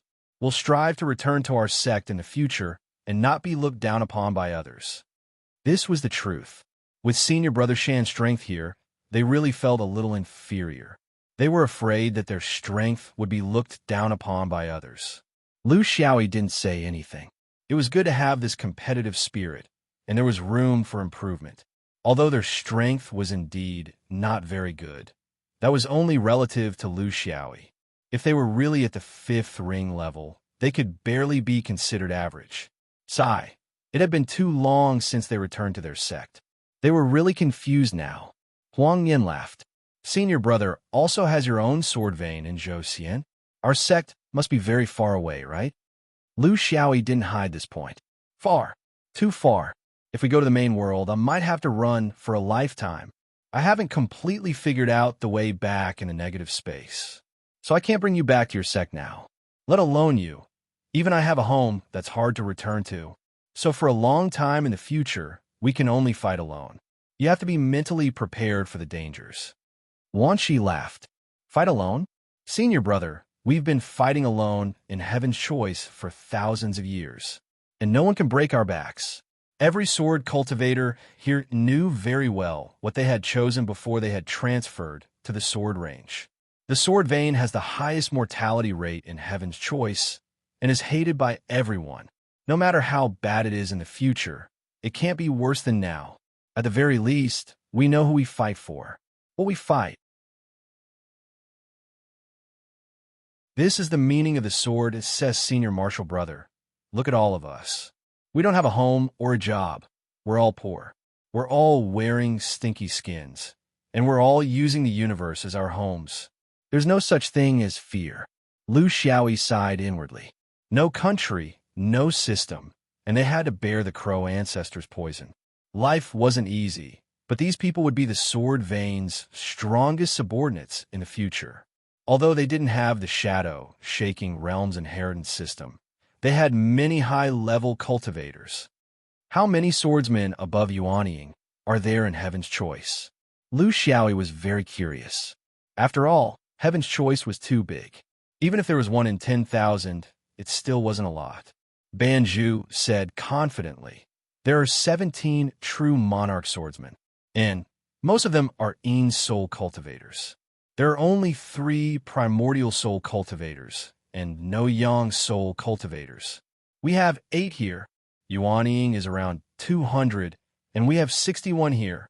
Lu Xiaoyi felt the burden on his shoulders become very heavy. These people, together with Zhou Xian's group, could easily destroy a mid-level cultivation world. He needed to consider all of this more thoroughly. He didn't want these people to be able to survive before he came, but after he brought about the changes, the Sword Range's inheritance would be wiped out. The group was getting bigger and bigger. From Zhou Xian's 30 Yuanying to Heaven's Choice's 200. If the immemorial beasts were included, they could choose to attack a high-level cultivation world. But his current problem was that there weren't many swordsmen who could make his eyes light up. This was a shortcoming. He found that he had too many things to do. His original plan to raise the sword Dao steel by 100 years might be ruined. At the very least, it could only be done intermittently. He couldn't just take care of himself. There wasn't enough time. First of all, he had to think of a way to get Zhou Xian's group of swordsmen to join him. Enter the sword Dao steel. This was actually the fastest way to improve the swordsmanship of the two groups. How could he teach hundreds of people by himself? Only by integrating with each other and letting Song Rong's group and Mottled Bamboo's group communicate would he be able to spread his swordsmanship philosophy as quickly as possible. To pull over 30 people from Zhou Xian, he would need at least one medium-sized anti-space floating raft. He needed a suitable way to enter Heaven's Choice. He couldn't just swagger in. Otherwise, Heaven's Choice would think that Zhou Xian had launched a large-scale attack on Heaven's Choice. It was obviously impossible to count on Mottled Bamboo and Baron Year's group. Among them, only a few Supremes had anti-space floating rafts, and they were single individuals. Anti-space floating rafts, whether it was in Heaven's Choice or in Zhou Xian's upper realm, were strategic resources. They couldn't be bought with spiritual tablets. You had to have the qualifications to be recognized by most of the top forces. In Zhou Xian, at the very least, someone had to be willing to help you. In Heaven's Choice, you could only find a certain upper realm. After thinking about it, he set his target on carefree travel, the old white eyebrows. That old man couldn't hide from him anymore, right? He couldn't settle down and challenge upper realms anymore. When a person's strength was limited, in this era where the universe was changing, having a force that no one dared to ignore was the most important thing. He had never been the kind of person who would form cliques. In fact, he preferred to be alone. However, the current situation didn't allow him to do as he wished. He only hoped that in the future, he could return this powerful swordsman force to the Mountain Gate. That way, he would be able to repay Xuanyuan's kindness in nurturing him. Only when these people had found a place to return to would he be able to truly regain his freedom and pursue his own path alone. He had no choice. Thus, he said to the group of swordsmen, "Let's set a date of 20 years. 20 years later, everyone will gather at the Sword Dao tablet. I will bring you Zhou Xian's Sword Vein orthodoxy. Try your best to gather all the swordsmen from Heaven's Choice. I hate teaching people the most. I can barely manage to teach them once, but I can't stand it twice. Also, spread the news that Heaven's Choice Sword Vein wants to go to the main realm. Also, make some solid preparations. This can be an excuse for us to enter Heaven's Choice in the future. Here's 10,000 purple purity. Take it and try your best to get a medium-sized floating raft. Although the swordsmen were reluctant, they knew that this was a serious matter. Gathering swordsmen in Heaven's Choice wasn't easy. Swordsmen didn't have a fixed residence, and Heaven's Choice was even bigger. It would take at least 10 years to gather all the swordsmen. Banju didn't stand on ceremony.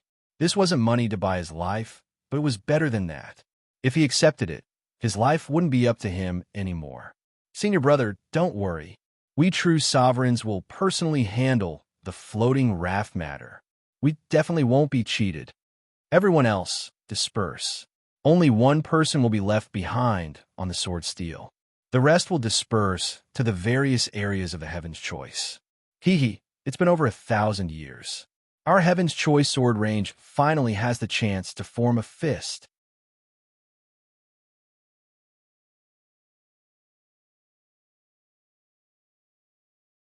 Chapter 1280. Plans could never keep up with the changes. Lu Xiaoyi's journey to the sword steel was interrupted just like that. This was something he had not expected when he entered. However, for the sake of the overall strength of the sword vein, he was willing to sacrifice some of his own benefits. It was just a matter of time. Perhaps as his cultivation level increased, his gains from the sword Dao steel would also increase.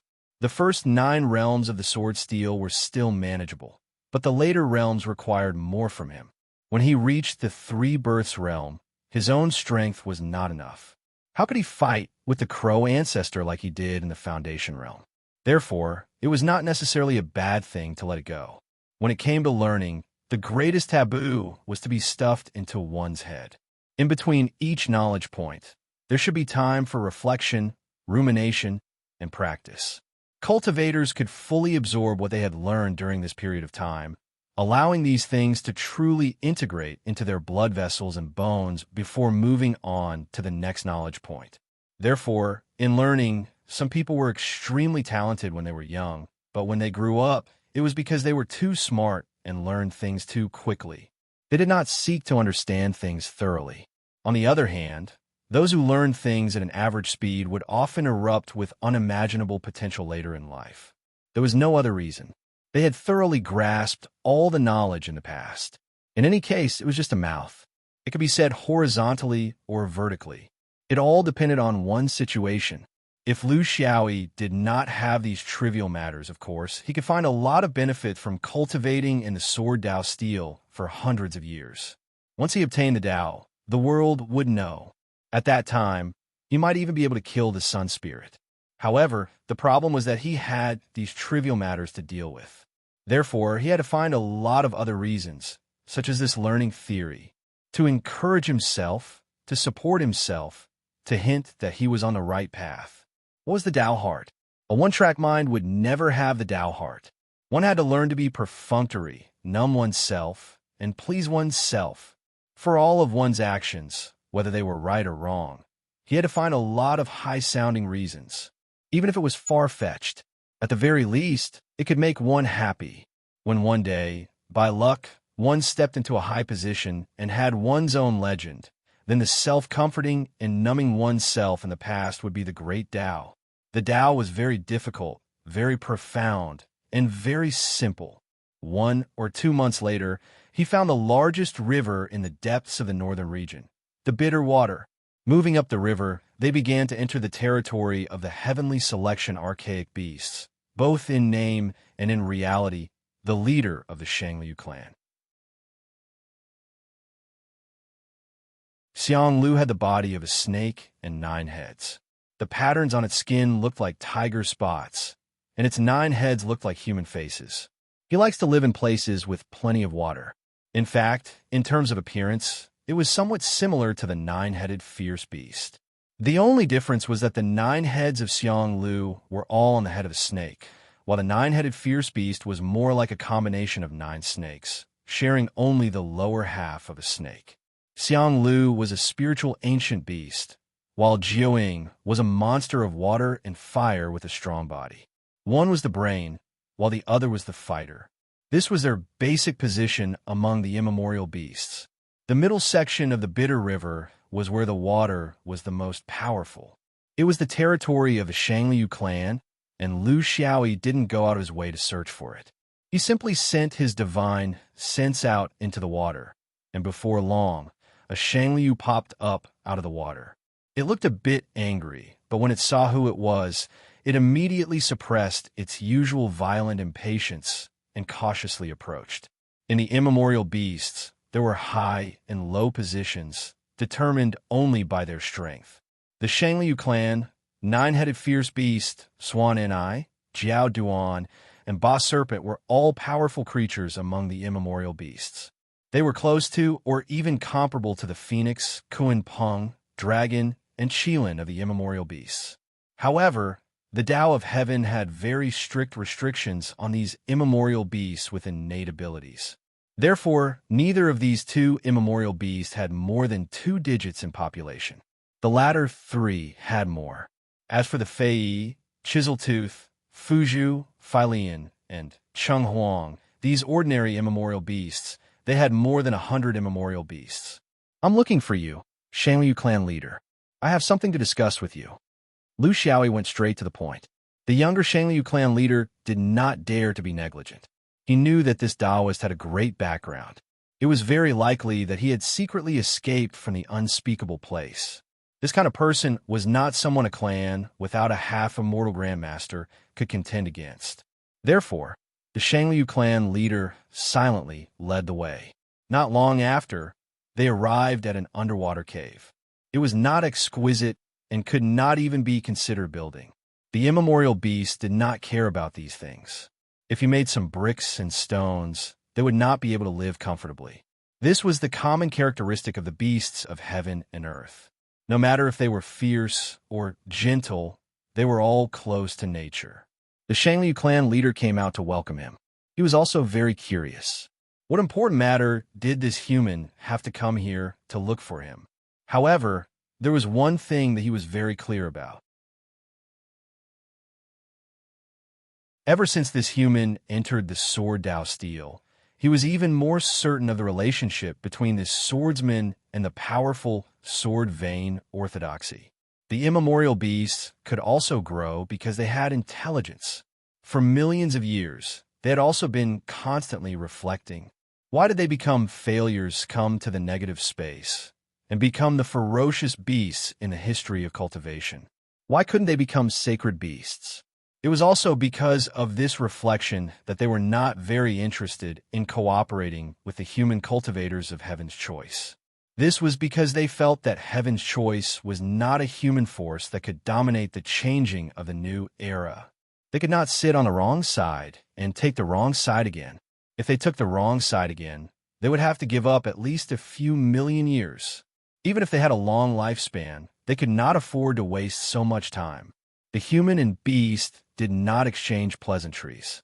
Lu Xiaoyi stared at this infamous immemorial beast, whose strength was actually far above his own. He had the support of his sect, the support of a ferocious beast like the Crow Ancestor, and the halo of a cultivator from the upper realm. Therefore, he should be the one taking the initiative now. "Can I trust you?" Lu Xiaoyi said concisely. Shangliu clan leader faced him directly without retreating.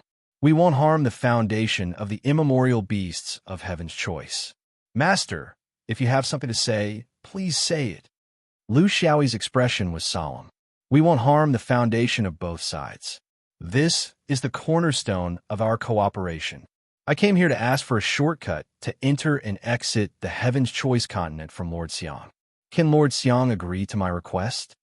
The Heaven's Choice continent, whether in theory or in reality, actually had 2 masters.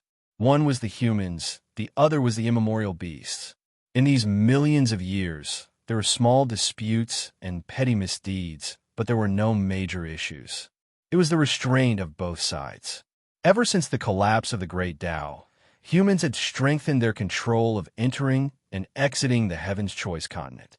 Especially entering, it was very difficult to avoid the eyes of the Heaven's Choice humans. Moreover, there was the problem of leaving behind traces through the Heaven's Choice gravitational field. To be honest, Lu Xiaoyi could not solve these problems. Unless he could become a half-deity, he could only solve the problem of entering and exiting without leaving any traces. But to bring in dozens of swordsmen was undoubtedly a fool's dream. But don't forget, the Heaven's Choice continent still had another master. How could the immemorial beasts allow humans to completely control the passage to enter and exit the Heaven's Choice continent?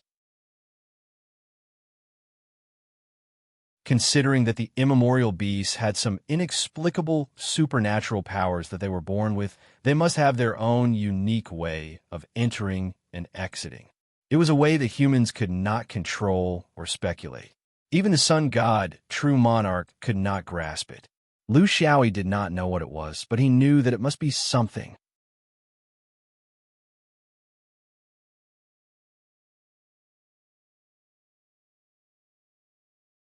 Chapter 1281. Xiang Lu was shocked. What was this Taoist trying to do? The immemorial path is not for your sword vein to attack Heaven's Choice. Master, forgive me for not being able to comply with your request. Don't forget, before the fusion of the two dimensions, we immemorial beasts were also part of Heaven's Choice. Lu Xiaoyi couldn't help but laugh. Xiangjuan, what are you thinking in your head? Using the sword vein to attack Heaven's Choice? Is this something a person with a brain can do? I'm asking for a passage so that some swordsman friends can enter the Sword Dao Steel for further study. There should be around 10 of them. In the future, if possible, there will be 200 to 300 swordsmen entering Heaven's Choice, not to attack, but to do things in the universe. I just don't want to expose all of this to the human cultivators of Heaven's Choice. Xiang Lu heaved a sigh of relief. He knew that he was thinking too much. Just a few hundred people couldn't cause much harm to a continent of Heaven's Choice's size. If what Master said is true, and you don't use the immemorial path as a springboard to threaten Heaven's Choice, I can guarantee that you can pass through safely with just a few hundred people. Humans won't notice. But I want to know, Master, why are you doing this? In my opinion, this is just the stage where everyone is gathering their strength. It's still far from the true chaos of the universe, right? Isn't it a little too early to start mobilizing your strength? Lu Xiaoyi had to answer. This was the price of using the passage. Xiangjun, it's not early anymore. How do you think the new era update will proceed? When the era really changes, those who jump on the stage will definitely be at the immortal level. What's the matter with you and me? Before the era changes, it's the stage where the half-immortals compete. There's nothing for you and me to do. At our level, we're just the appetizer, the clowns warming up the stage before the big show begins. Including the power struggle between the immemorial path, the battle between the realms, the gains and losses between the orthodoxies. In the end, it's just a matter of the mortal realm. So, from now on, for the next few thousand years, it's our stage. When the signs of the universe's change are obvious, if Xiang Jun still can't become an upper-level half-immortal, you'll just be a spectator. You still want to stick your head out? 9 heads enough to chop off? This guy really doesn't know how to speak human language. Xiang Lu complained in his heart, but in their relationship, he still appreciated such a character. Why did he choose the faction with the sword vein? It was all because of the sword vein's reputation of being a man of his word. If he cooperated with them, he would not be cheated. However, if he cooperated with the Taoists and Buddhists, there would be no room for negotiation. My ancient race can borrow the path. But I hope that we have the right to know before we borrow the road. If I find out that what you have done is inconsistent with what you have said, I will immediately cut you off. Of course, we also have the obligation to keep it a secret. You don't have to worry about our promise to the ancient beasts. This is the foundation of our race's survival. In fact, from the moment we borrowed your path, our ancient race has already begun to choose a side. Lu Xiaoyi was very satisfied. He clearly grasped the desire of the heavens' chosen archaic vicious beasts to return to the origin world and become legitimate archaic sacred beasts. This was something that the heavens' chosen people could not give them. The only thing that could give them was the domain alliance of the main world. It had to be said that after lying dormant for millions of years, the ancient vicious beasts had finally become smarter. Therefore, he actually didn't want to hide everything. It was meaningless. In the world of cultivation, everyone was an old monster. There would be a day when the truth would come out. If you kept hiding things, it would make others feel that you didn't treat them as friends. If you were wary, others would naturally be wary of you. When they had the same goal in mind, why not be more candid? The orthodox Taoists and Buddhists were too scheming. Therefore, they always made people guard against them, afraid that they would fall into their trap. Everyone understood these things. However, because the Taoists and Buddhists were incomparably powerful, they naturally could not be too honest. If they were all on the same side, how could they balance such a big plate? The sword vein was different. They were small in size and could be honest with others. If there were as many swordsmen in this universe as there were Dharma cultivators, why would he be honest? Of course, he would play with them. But determined his brain, strength determined his countermeasures. There was no right or wrong. It was all based on his own reality. The heaven's chosen people will walk out of the negative space. This is inevitable. It will happen within a few hundred years. This is our stage. However, there are many things that we are not sure about. Will the heaven's chosen Buddhist sect be on the same side as the Taoists? Or will they go their own way? Do they have any helpers in the main world? Who is it? Is it a realm or a race? What is their goal? What is their goal? We don't know about these. However, we have to be prepared. The same goes for all of you. Xiang Lu's eyes lit up. This Taoist had been talking nonsense all these years. Now, he was finally speaking the truth. Of course, they also wanted to join in. Master, what our ancient race is worried about is not fighting or dying. In truth, none of these matters are important. What we are worried about is that once we occupy a team, how can we coexist with the Taoists and Buddhists in the heaven's chosen continent? There is still at least a few thousand years before the new era. We cannot stay in the main world for a long time. This place is also hostile to the heaven's chosen people. We have to find a place to stay during this period of time, right? Lu Xiaoyi expressed his understanding.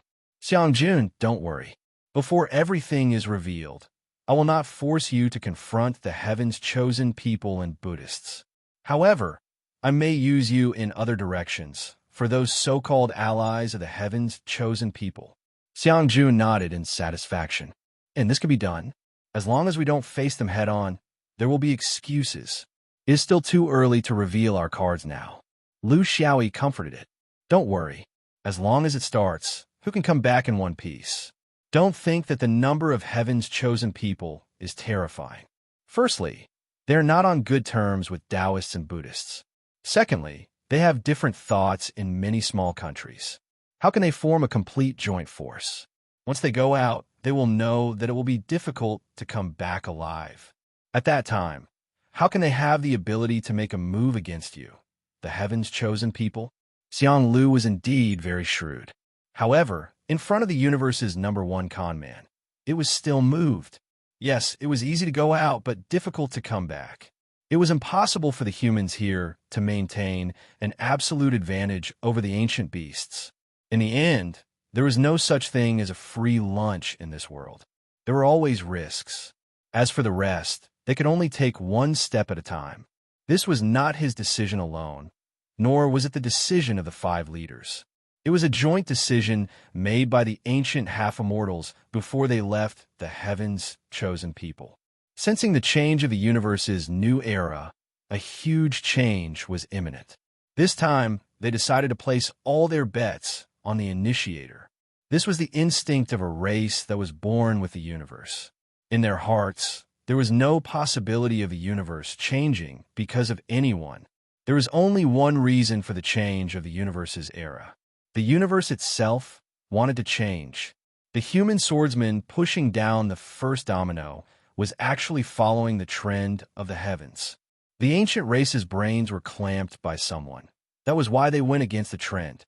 Of course, they had to follow the trend. Of course, they had to stand on the side of whoever pushed down the domino. This time, they would not stand on the wrong side.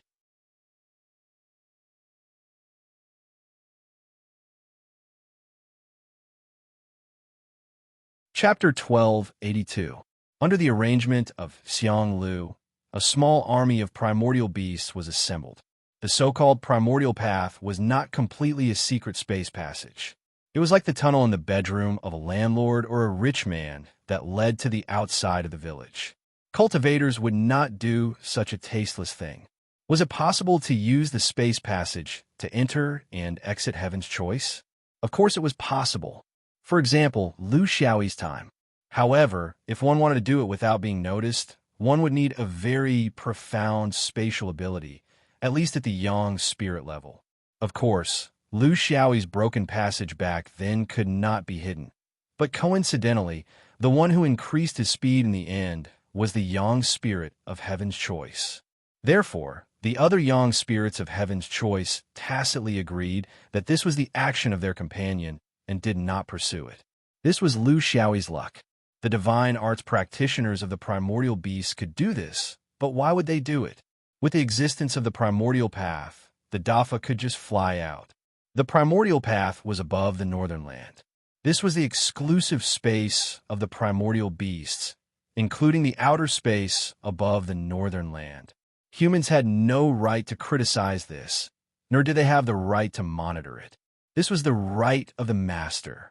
Since the primordial beasts did not have any human friends in the outside world for millions of years, the human cultivators of Heaven's Choice had never treated this place as a loophole in their defense.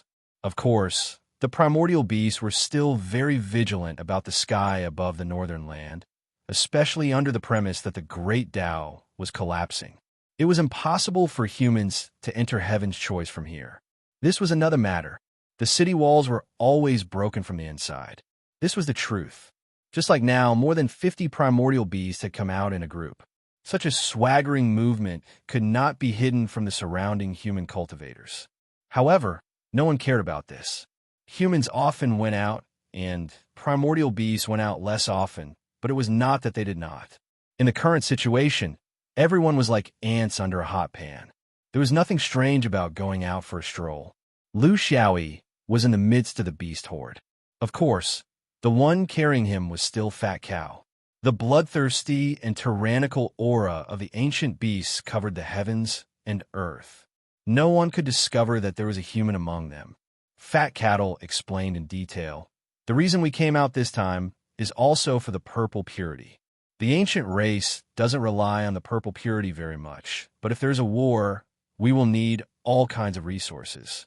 Our ability to make tools is not enough, so we need to trade with humans. The purple purity is one of the few things we can trade with humans." We didn't pay much attention to it before, but now we have to prepare for a rainy day. We will stay in a negative space for a while until you come over. At that time, we will lead you in so that no one can find out. Lu Xiaoyi nodded. He had to admit that Xiang Lu's arrangement was very careful and thoughtful. It was also for his own sake. The ancient beasts had many special abilities, not only on the ancient path. In fact, they also had special abilities in breaking through the positive and negative space barriers. They did not need a special floating raft. But for things like cooperation, you couldn't rely on your allies for everything. The more you relied on, the less autonomy you had. You couldn't do this, and you couldn't do that. If you had to rely on the ancient beast to settle everything, others would look down on you, and so on and so forth. Therefore, the swordsman's door must have the ability to enter and exit the negative space by itself. He now had a deep understanding of the key to the coordinates, but what he lacked was the physical object.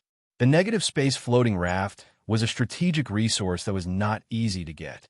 The process of flying out of the Heaven's Choice gravitational field was very smooth. They did not see any human cultivators and did not even scan with their divine senses. Lu Xiaoyi chuckled. The Heaven's Choice is very assured of you guys? Not even the most basic vigilance?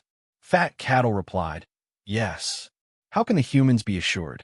However, freely entering and leaving is our right. In the past few hundred years, we have also destroyed many of their surveillance formations and chased away the human cultivators who were poking their heads out. There are even a few small-scale battles here because of this, but there were no casualties. In the Heaven's Choice, we, the ancient beasts, have the same rights as the humans. No matter if there's a great change in the world or not, being monitored is intolerable. Later on, when the human cultivators saw our persistence and did not want to make things too stiff with the ancient beasts, they slowly gave up. Lu Xiaoyi sighed. All rights had to be fought for. If you don't fight for it and don't fight, others will take advantage of you. After flying into the depths of the negative space, Lu Xiaoyi set up a method of communication with the ancient beasts. Only then did he take out his own floating raft and set off on his return journey alone. Actually, it was not really a return journey, as he would be back very soon. On the eve of the Great Change, staying in the Heaven's Choice continent made him more sensitive to the situation. He gradually moved further and further away from the Heaven's Choice continent. Yuanying when he came, but a true monarch when he left. However, Lu Xiaoyi's mood was not relaxed at all. He was a person with a strong desire to control. In the past, he didn't know, but now that his realm had increased, his instincts were slowly being exposed. Cultivators should indulge themselves in the mountains and rivers, come and go alone, free and unrestrained in the world, not leaving a trace of attachment. This was the true essence of cultivation. However, in the universe, this kind of essence did not exist. There was a kind of freedom, the freedom of helplessness, because you couldn't change anything. To put it nicely, it was freedom. To put it bluntly, it was going with the flow, without the ability to intervene. There was another kind of freedom, the freedom of being heartless, not caring about one's home, sect, or domain, and only caring about one's own satisfaction. This was the freedom of selfishness. If you didn't care about others, others naturally wouldn't care about you. In the end, you would live a lonely life. When you wanted to struggle, there wouldn't be anyone willing to help you. What Lu Xiaoyi liked was the third kind of carefreeness. He liked to arrange everything clearly, including his sect, friends, and people close to him in some kind of safety. He would arrange everything so that no one would dare to bully him. Only then would he embark on the journey alone. If he had stayed in the fifth ring, he wouldn't have so many troubles. Because there were too many elders taking care of things, it wouldn't have been his turn as an ordinary, true monarchy master. His problem was that he came out too early. Early on, unknowingly, he had his own forces, deceiving and lying. It couldn't be considered intentional, but it had developed like this. At this point in time, who could he abandon? He couldn't completely ignore Xiao Yaoyu. Although his feelings had always been very calm, this kind of calmness still made it hard for him to give up. They were all good cultivators and played various roles in his growth, but none of them really wanted to kill him. This was a completely different way of nurturing disciples from Xianyuan. It wasn't as hot-blooded, but it still made people reminisce about it. Thus, there was concern. Yaoying's Sword Palace, needless to say, was his direct subordinate force. Now, there was also Heaven's Choice, these swordsmen who had been lonely for thousands of years. They longed for Xuanyuan's approval. These people couldn't be abandoned. He could only carry the burden and move forward. Fortunately, his small shoulders were now wider. He hoped that he could step on the node of the universe's changes and have a few preludes. Then, when the universe changed, he would step on the stage of half-immortals and perform a big show. Finally, would he have the chance to decide the direction of this new era, together with the immortals?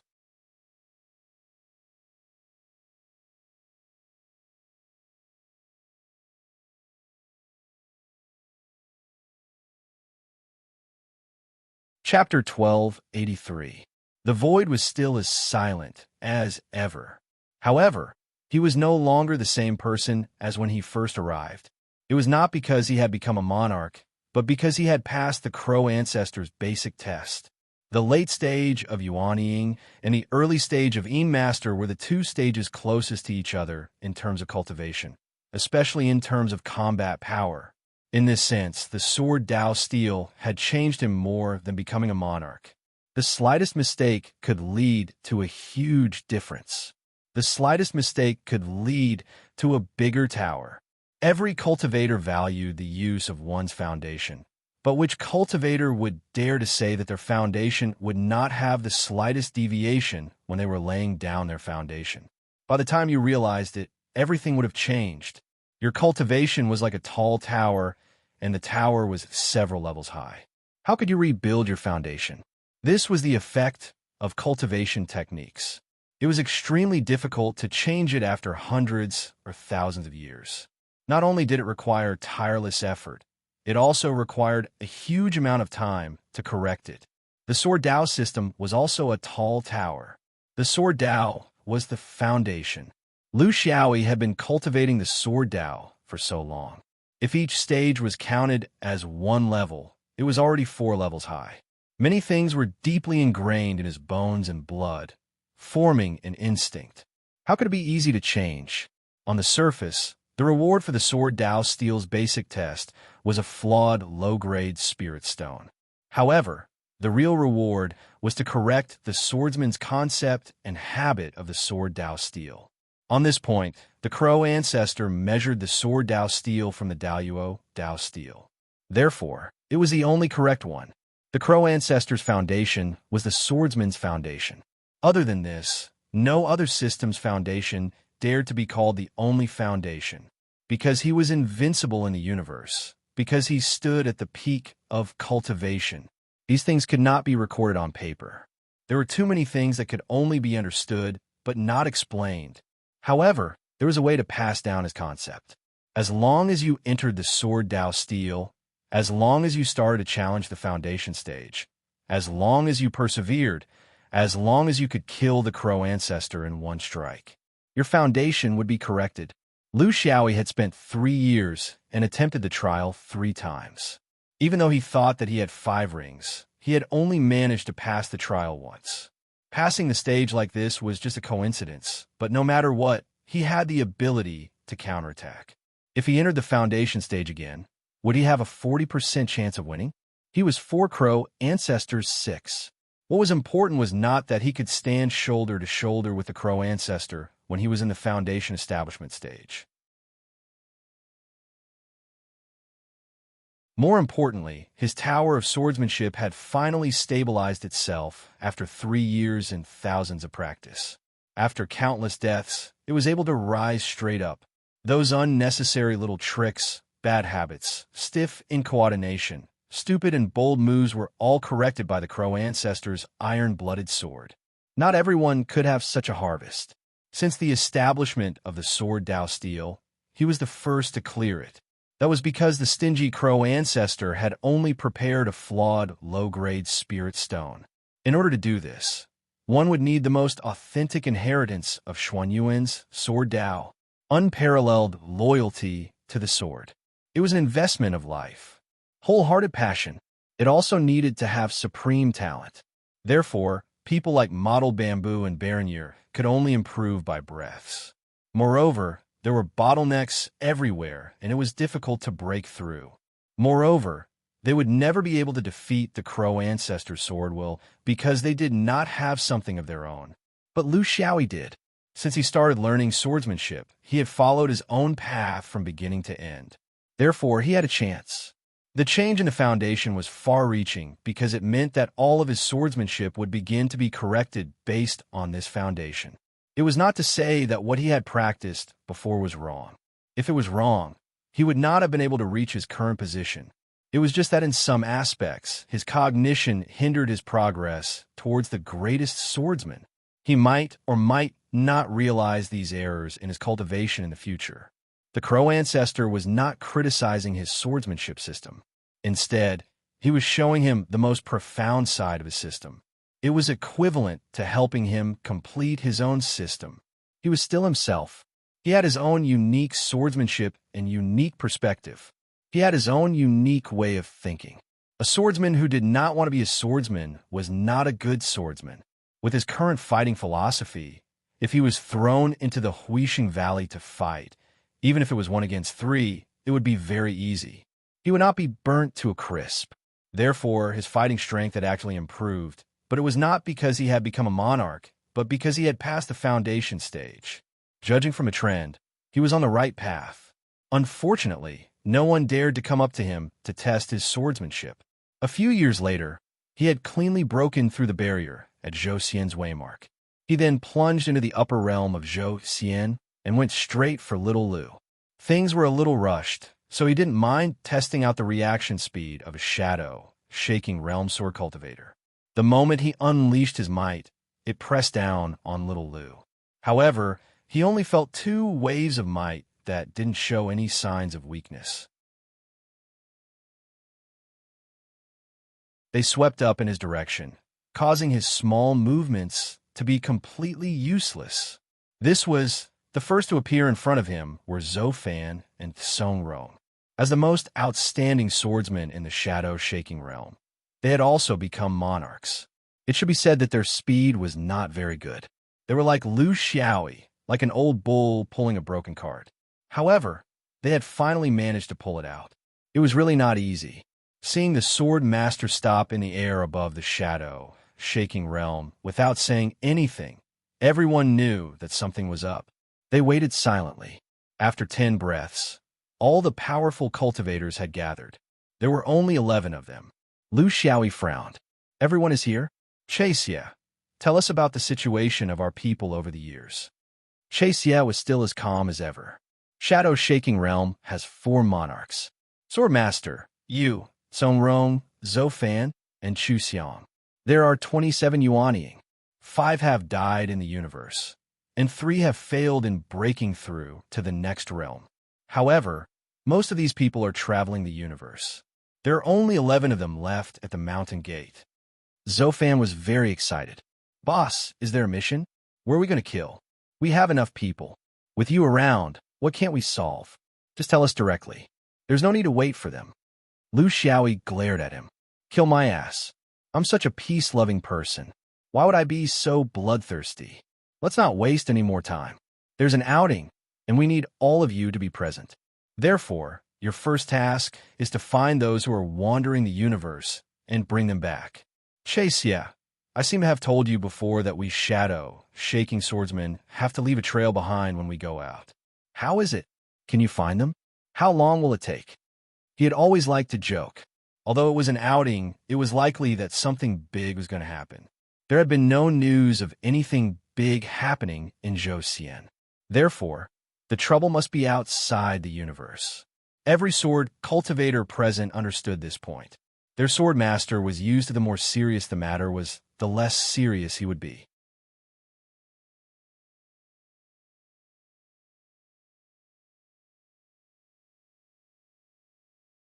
Chapter 1284. Xie was very confident. Don't worry, sword master. I've given instructions to every shadow-shaking swordsman before they go out into the void. They all have a fixed direction and approximate range, as well as a way to contact them in case of an emergency. Give me 5 years, or at most 7 years, and I'll be able to find every single one of them, as long as they don't die outside. Actually, most of them are easy to find. Only a few of them might have gone further. Lu Xiaoyi nodded. Just say what I said. No matter what they're busy with, they're to come back immediately. You can make the arrangements. Just leave one shadow-shaking swordsman behind. Everyone else, go out and find them. They realized that something big had happened, but no one dared to ask. In shadow-shaking swordsman, he was the de facto head of the family.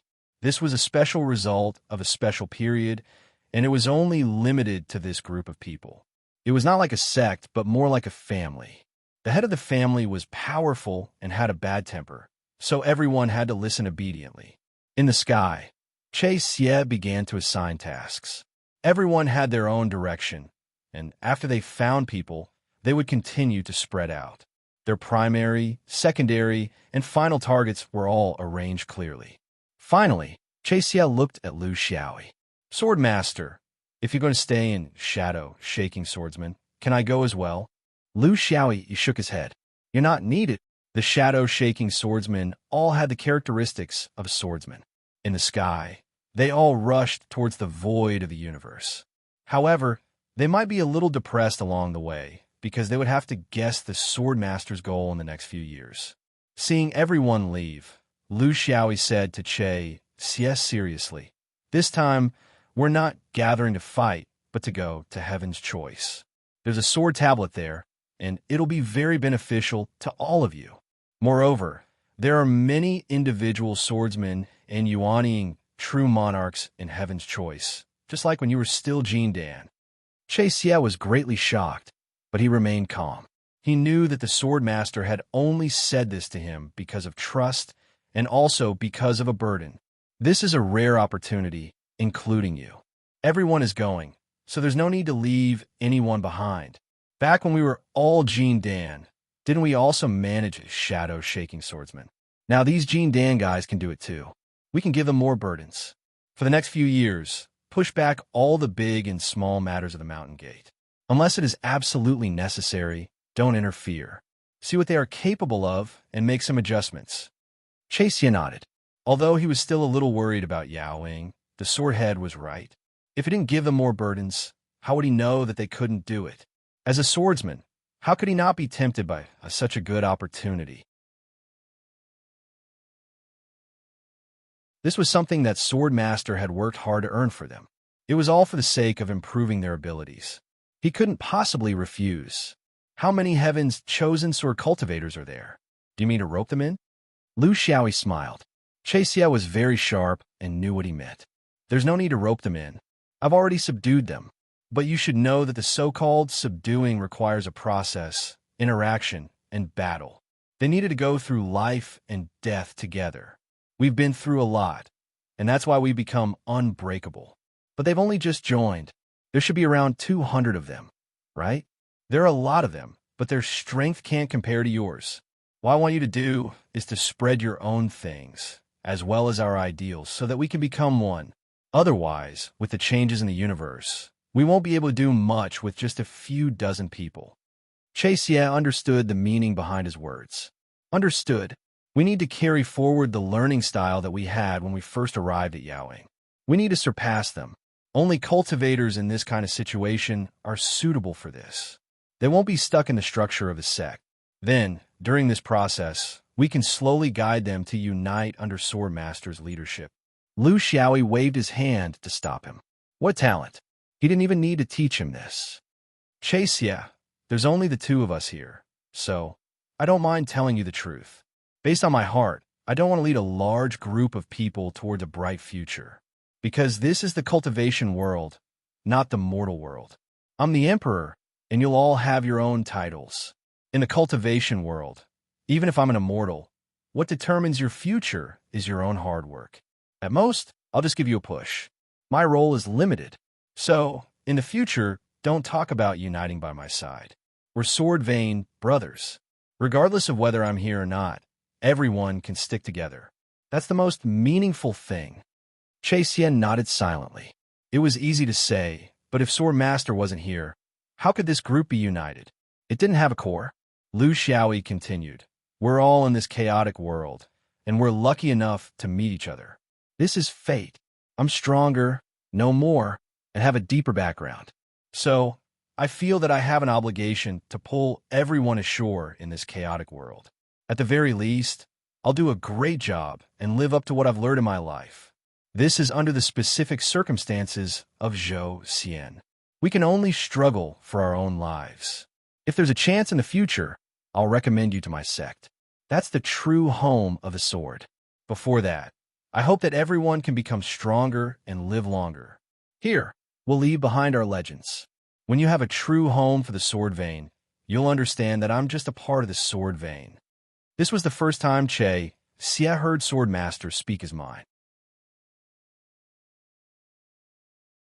He was very touched. Everyone knew that Sword Master had an extraordinary background, but they didn't dare to test him in this aspect. Today, they heard about it. Although they didn't know Sword Master's orthodoxy, they could see how much Sword Master cared for everyone. They were very lucky to have such a leader in this chaotic world. It was much better than their original identity as an itinerant cultivator who rose and fell with the tide. He also understood that when they returned to the sword vein, it was the moment Sword Master stepped on his own path. He wanted to follow, but he knew he couldn't. Lu Xiaoyi laughed. Don't think of me as too noble. I've gathered you not only for you, but also for myself. I'm also helping to share the burden of my sect. In the future, there may be battles because of this reason. If you want to join my sect, you have to pay a price and prove your loyalty. This is my philosophy. I don't think that anyone should be purely good to others. But if you, me, and my sect can all benefit from it, then why not do it? Leaving Xie behind, he began to fly towards the carefree continent. He said this to Xie because he wanted to pass on his ideas through him. A group that only relied on one person couldn't last long. They needed common interests, common demands, and common ideals. Interests are mud, and ideals are water. Only when they're mixed together can countless bricks and stones be built into tall buildings. He hoped that his friends could understand this point. Only by truly understanding this point could they never retreat in the cruel battles in the future. Never give up, not for himself, Lu Xiaoyi, but for their beliefs. This was very important.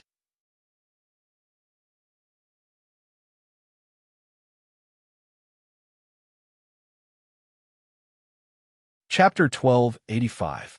Every time he saw Carefree Mountain, he would feel carefree and unfettered.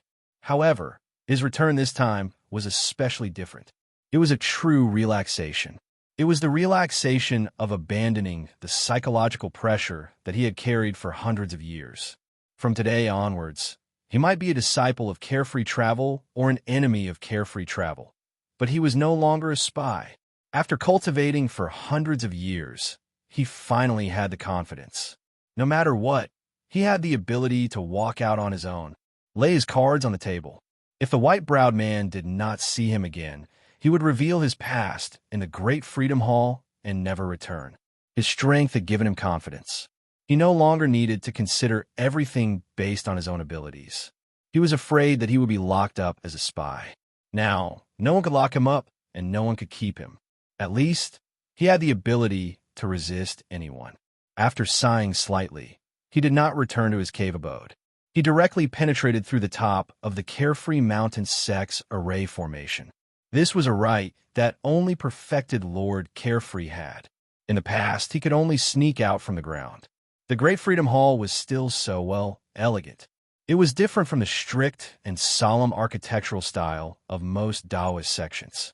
It seemed very casual and unique, as if the entire hall could be blown away by a gust of wind. Outside the hall, there were immortal cranes pecking at food in twos and threes. Wisps of Taoist fragrance emitted from the bronze cauldron. The sunlight shone down diagonally, and it was no different from usual. He felt that there should be many people in the hall. What big day is today for carefree travel? It doesn't matter. It's better to have more people. I don't need to explain to them one by one. I'll just do it once. He was now familiar with a few perfected lords in carefree travel, such as the Essence Soul Chong flute. Kutcha, with a wave of his sleeve, he floated in. As soon as he entered, his heart sank. As he had expected, there were many people in the hall. There were nearly 100 Taoists and a lot of perfected lords, including the Chong flute and Kutcha. In the depths of the hall, the leader was sitting high with a cold and solemn expression as usual. It was the white-browed young god. When he saw Lu Xiaoyi enter, he stood up, bowed, and spoke for the first time. Congratulations on entering the Tao, junior brother. I am here with all the fellow Taoists of carefree travel in the mountain to congratulate you. Everyone bowed together. Lu Xiaoyi sighed in his heart. The lofty sentiments he had before coming in had been smashed to pieces. It was obvious that old White Brow had made the first move to shut him up. At this point, he could no longer reveal everything in public. He could only find a quiet place to talk in private. These wily old Taoists were also very experienced in grasping the timing and manipulating people's hearts. He bowed to everyone in a leisurely and carefree manner, as if everything was supposed to be like this. He was not arrogant, nor was he overwhelmed by the favor. He tucked his hands into his sleeves, found a place where there were many people, and plunged them in. Was he pretending to be innocent now? Bai Mei waved his hand and said, "Junior brother Sean, don't be shy. Are you a yellow croaker? Come over here, I'll introduce you." Lu Xiaoyi could only brace himself and laugh dryly as he walked out. Bai Mei grabbed his arm and introduced him to Lu Xiaoyi. "One Ear, guest Taoist, come to my Zhou Xian upper realm for exchange and learning. Congratulations on entering the Great Tao. It also proves that our Shaoyao Mountain is really a place with good wind and water. If you plant a parasol tree, a phoenix will come. Outstanding people will soar to the sky. Lu Xiaoyi bowed again. It's true that I'm a traveler in the land of immortals. There are parasol trees on the mountain, but I'm just an old crow. I can't live up to the reputation of a phoenix. However, since I'm here, I have to be careful. Here, I'm a member of the Carefree Tour. He spoke politely but casually. For example, he called himself Old Crow. In the ears of the young gods, they were all shocked. If you were really Old Crow, with the size of Xiaoyao Mountain, they might not be able to hold you. Guest Taoist was the new identity that Old White Brow had arranged for him. It referred to those who left home at a young age. In the cultivation world, the universe was vast and the direction was lost. Many cultivators who left their territory could never return. These people often found a foothold outside and became the second or third sect in their lives. It was not rare. These cultivators were called guest Taoists in the cultivation world, just like the wandering monks in Buddhism. Some people did not stay in one place for long before they started their own journey. They were passers-by. Some people took root in new sects, lived and cultivated, and gradually became one with the new sections. The cultivation world generally did not reject such guest Taoists, because those who dared to travel far were not weak. Such a position was very suitable for Lu Xiaoyi. It not only pointed out the fact that he came from another region, but also cleverly avoided the motive of being a spy. This was the Taoist specialty. They could always maintain a perfect balance in complicated situations. In fact, they were good at mixing mud. The purpose was very clear. Although the identity of guest Taoist was disclosed, the two words Xian Yuan were too harsh and involved too much. Especially when Zhou Xian had other plans in the upper realm, it was very embarrassing to say it out loud. Moreover, it seemed unrealistic to completely agree with Old Whitebrow's attitude. Lu Xiaoyi's answer was to return the favor. His meaning was very clear. As long as he did not leave, as long as he was here, he was a member of Xiaoyao sect, and he was willing to bear all the pressure of Xiaoyao sect. Old foxes and little foxes, it was fate that they could come here. Others knew a woman by smell, but they knew a fox by smell. Next was a systematic introduction. As long as the Xiaoyao sect members were on the mountain, they were all called by Old Whitebrow. This was very rare in Xiaoyao Mountain, which had always been carefree and casual. This in itself showed something. It showed that the higher-ups of Xiaoyao sect valued this guest Taoist very much. It showed their attitude. They were all old and cunning people, and they all knew about this person's background. Although most of the monarchs did not pay special attention to him before, Old Whitebrow's unusual behavior clearly told them that although on the surface he valued this person, on a deeper level, perhaps Old Whitebrow valued the power behind this guest Taoist more. In this turbulent era, this was especially important. He wanted to take the initiative, but in the end, he became passive after entering the main hall. However, Lu Xiaoyi did not show any abnormalities. He gladly accepted the order and chatted happily with his Old Whitebrow, as if he was a native of Xiaoyao sect. Especially in front of the Yin goddess, he even grabbed her hand tightly and swayed it back and forth to express his joy, as if he was a mother to whoever had milk. How could Kawa's skin be as thick as his? She said, "Let go. Ear, don't you know what kind of occasion this is? There's no place where you don't dare to mess around. If others see, they will really think that you and I have. That you're tuning in to the Warrior Lore YouTube channel. Don't forget to subscribe and join us on this journey to catch the most captivating stories."